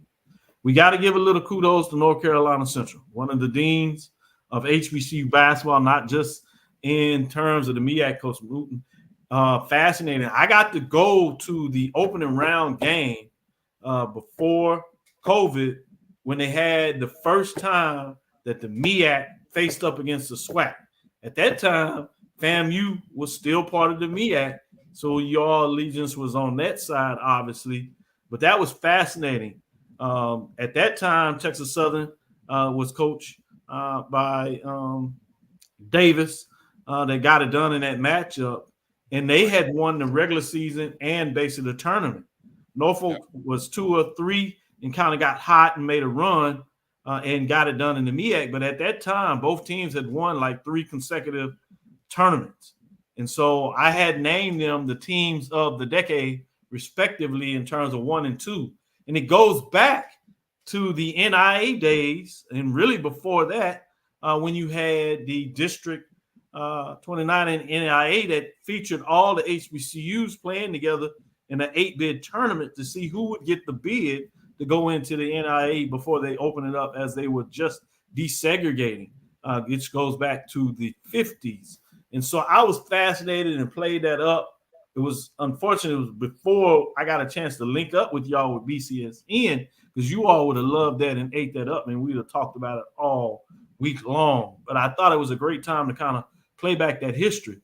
So it wouldn't surprise me if you found a way that both of these teams get hot coming in the tournament and finding a way to get it done, and then facing off in the opening round game again to see the new turn of the century, to see who was the big bully of the block. Texas Southern got it done against Central at that time, but we got to keep our eyes on these Eagles and Coach Wooten. He knows how to get his team ready for a tournament. They've kind of turned it as they've been down the last couple of years, but coming in as that number 2 seed and looking really solid. And so don't be surprised if you have another classic Norfolk State, North Carolina Central matchup in the finals. Last year, I saw that game in the semifinals as I was down in Norfolk watching that game. And it gave me a real indication to let you know just how much there is a great atmosphere in terms of the MEAC. So I'll kind of size this up to get back to your opening question when you talk about who is doing it the best. I'm going to give a slight edge. This is going to surprise everybody because most people are going to talk about the CIAA. And it is right there. But I'm going to give the edge to the MEAC, particularly now that they've closed down and it's only 8 teams. You see that there's just not that much difference between the team, which makes this tournament even more healthy and dangerous. Obviously, I love a lot about the Baltimore, certainly the CIAA. But I'm going to give a slight edge to MEAC getting it done. The CIAA does a lot of things right in terms of marketing to all the segments that you have out there. They do it in terms of the students, engaging them with a lot of official parties associated with the CIAA and Fan Day, which also gets the local individuals involved. You talk about the fact that they have corporate sponsors in terms of the corporate suites. They also have their own area for the presidents. And then they have a behind the court, some people would say end zone, where you have those fans that are next level fans that want to be a little closer, where they dine and can see the games on the court while they eat, almost as if they're in their suites at these tables on the floor. And then obviously you have your general admission. So I love a lot about the CIAA, but it's something to be behind the scenes. The MEAC really has taken it to the next level. They have the esports, so they get students involved. They have internships from all the different schools where they're doing social media. They've taken social media up to the next level in terms of what the MEAC is doing. The city is bought all in. They have a mayor's gala on Thursday where they have the food and everybody that's associated with the teams, presidents are all involved there. They have the bucket seats, recliners on the sideline for fans. They have obviously a good group of fans. All the pep bands come in terms of the MEAC. And so when you put all that together, and this year, they actually ran commercials that you go out hyping the MEAC tournament where they got a professional going in. So what they have done in the MEAC to take it to the next level has, for me, bumped them over the CIAA in terms of that. The third one, I would say, would be the SWAC, but they're much further down than the CIAA and the MEAC. It's something about the basketball country being able to do it over the years over that. And then fourth in line is the SIAC. I haven't gone to what is now the GCAC. That will be my next on the list. And what I'm hearing them preparing and getting ready to do, I can see them easily jumping over the SIAC, even though you see the SIAC trying to make moves in themselves. I'm hearing that tournament is on the move, so that might change my mind. And if it's going to where I've heard it is, and I won't break the news because that's just not what we do on our side. We allow those clients to tell us if they want to keep it in confidence, we hold it there. But if it's going where I'm hearing, it will be interesting to see if they can hold ground or even bump the SWAC. But I'm also hearing the SWAC is in the bid, potentially moving their basketball tournament, which can make some things intriguing. If those two conferences move in the direction that I'm hearing, they could be finding a way to chase down the CIAA. That's how big these potential moves could be over the next year. So that's my order of finish for now. Like it, leave it, love it, I understand. But I can say this, that I have had the chance to go to all 4 of those 5 tournaments I opened it up. So I'm not talking about what I've read or what I've heard. I'm talking about what I've seen, viewed, touched, had an experience to be a part of why I ranked the conference the way I ranked. Good stuff, Doc. AD, close it up. Final thoughts about the MEAC tournament, the men's side, and then the question on the floor. Which tournament is at its apex right now. Best tournament right now, Drew. Apex Predator, the MEAC. They I do just that. wish I had a little dinosaur that everybody got mad at. MEAC. What is it? MEAC? Is it? Maybe it's an Apex Predator. Oh, I'm sorry. I wasn't supposed to bring that up. Look, I'm just excited that these tournaments are here. I'm also saddened because it's the end of basketball season. You know, only 2 men or 2 women are going to be playing after this week when it's all said and done. On the I know we're not talking about the mid majors here on this particular show, but you know, I'm probably only going to have 1 to 2 mid majors to root for after this weekend also. So, you know, it's bittersweet this time of the year. As far as the conference tournaments, and I'm gonna talk about this quickly from 2 angles.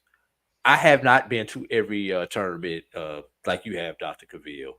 So I'm going to talk about this from my living room and from what I've seen and experienced on television, computer, internet, iPad, everything else. CIAA is the standard. That's the unicorn that everyone is chasing. Is the CIAA when it comes to the tournaments. The one thing that the CIAA is doing better than the other 4 conferences is the CIAA network. That's that one centralized place where you can go and start watching your team or start peeking in on some of the other teams that are hot throughout the conference, both on the men's and the women's side.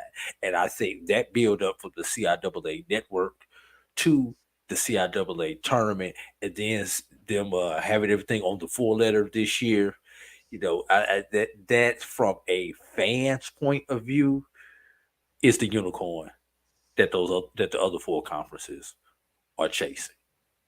Now, for my number 2, because I have been a part of it for a couple of years, both as a fan, member of the media, and actually having worked the tournament.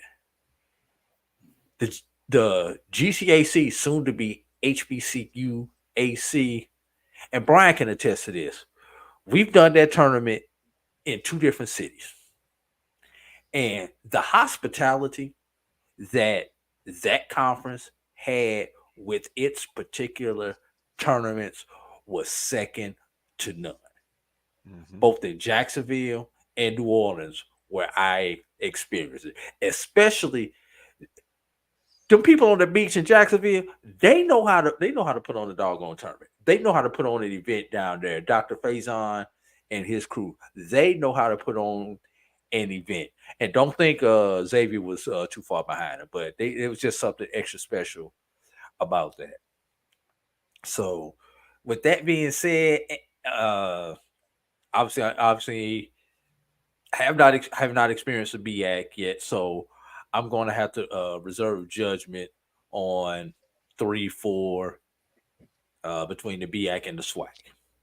But unfortunately, pulling up the rear is the conference where I have found a lot of my success, which is in the SIAC. Can't find a steady home. Can't find a steady arena. And this is not something that is recent.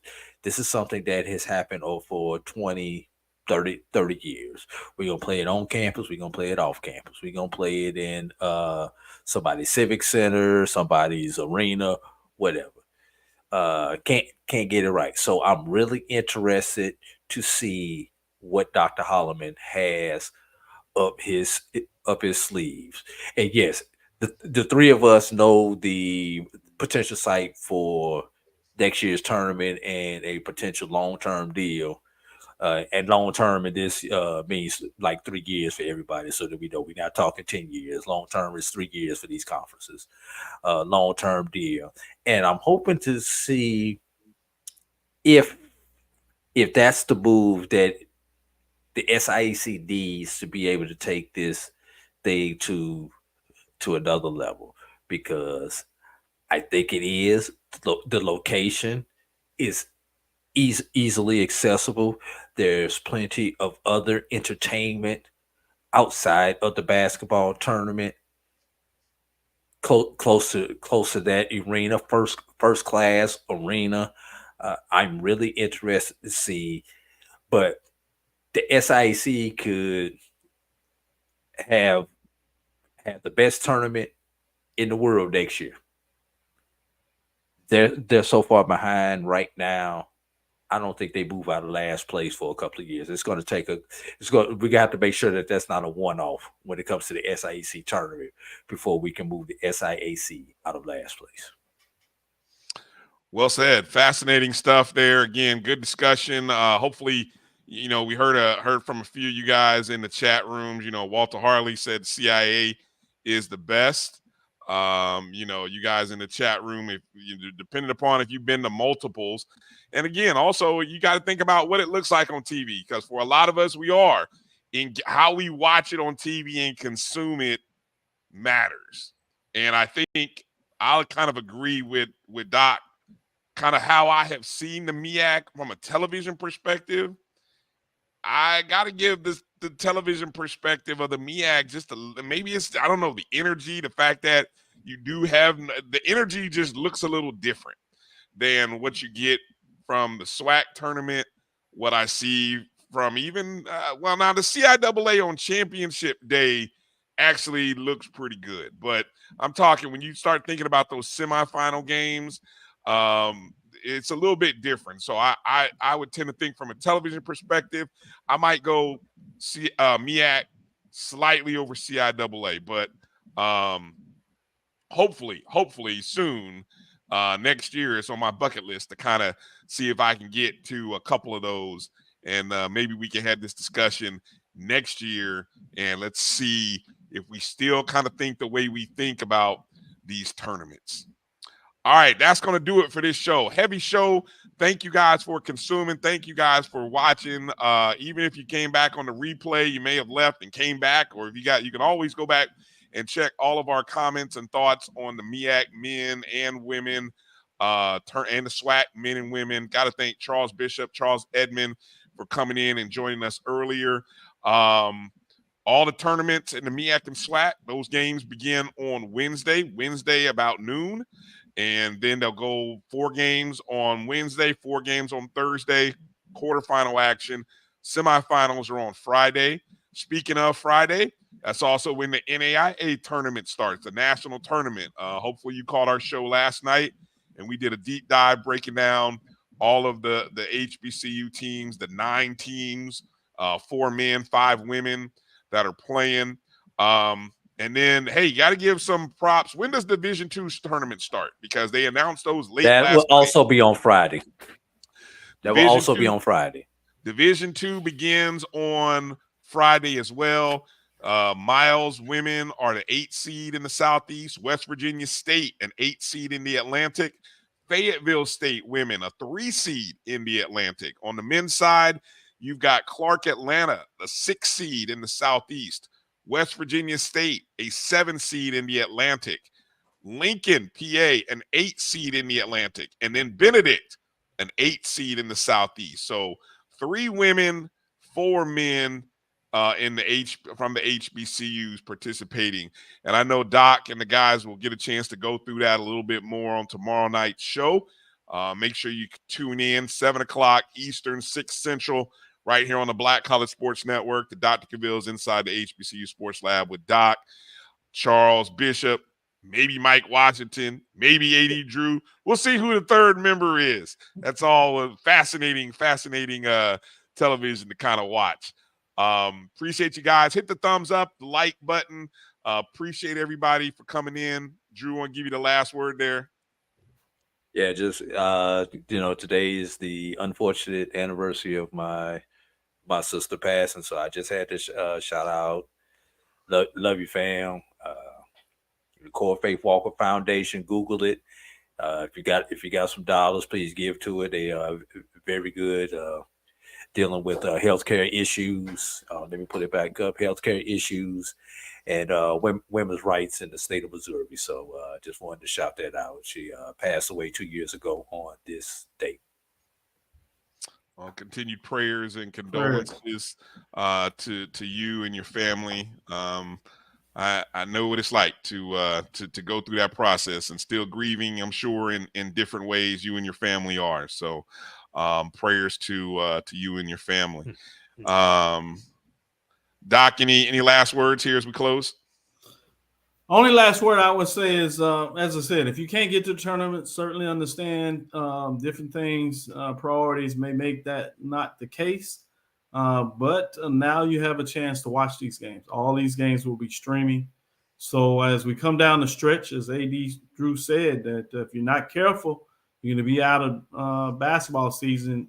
And while we do have baseball, track and field for those, particularly those folks that are a fan of those sports in the SWAC and the SIEC, this is really the final stretch when you talk about the CIAA and the MEAC in regards to basketball. They do have track and field, obviously, from that perspective. But baseball is not there. So get out and go to these games if you're in the local area.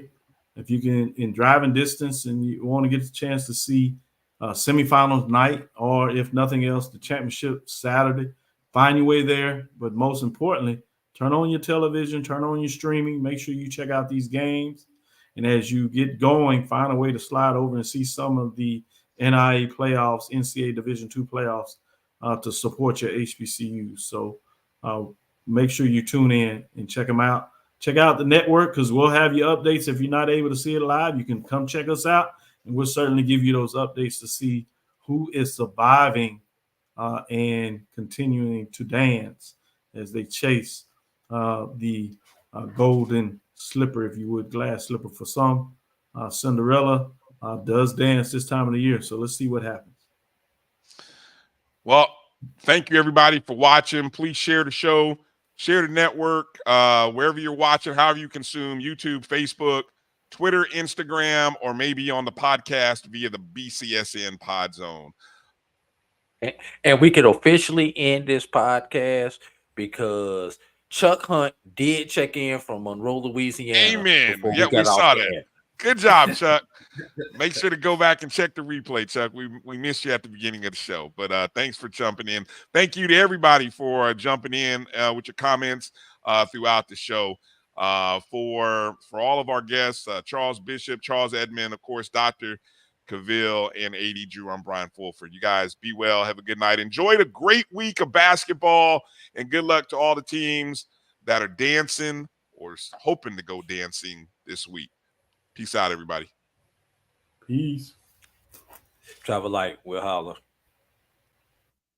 But earmuff, you stay on hard.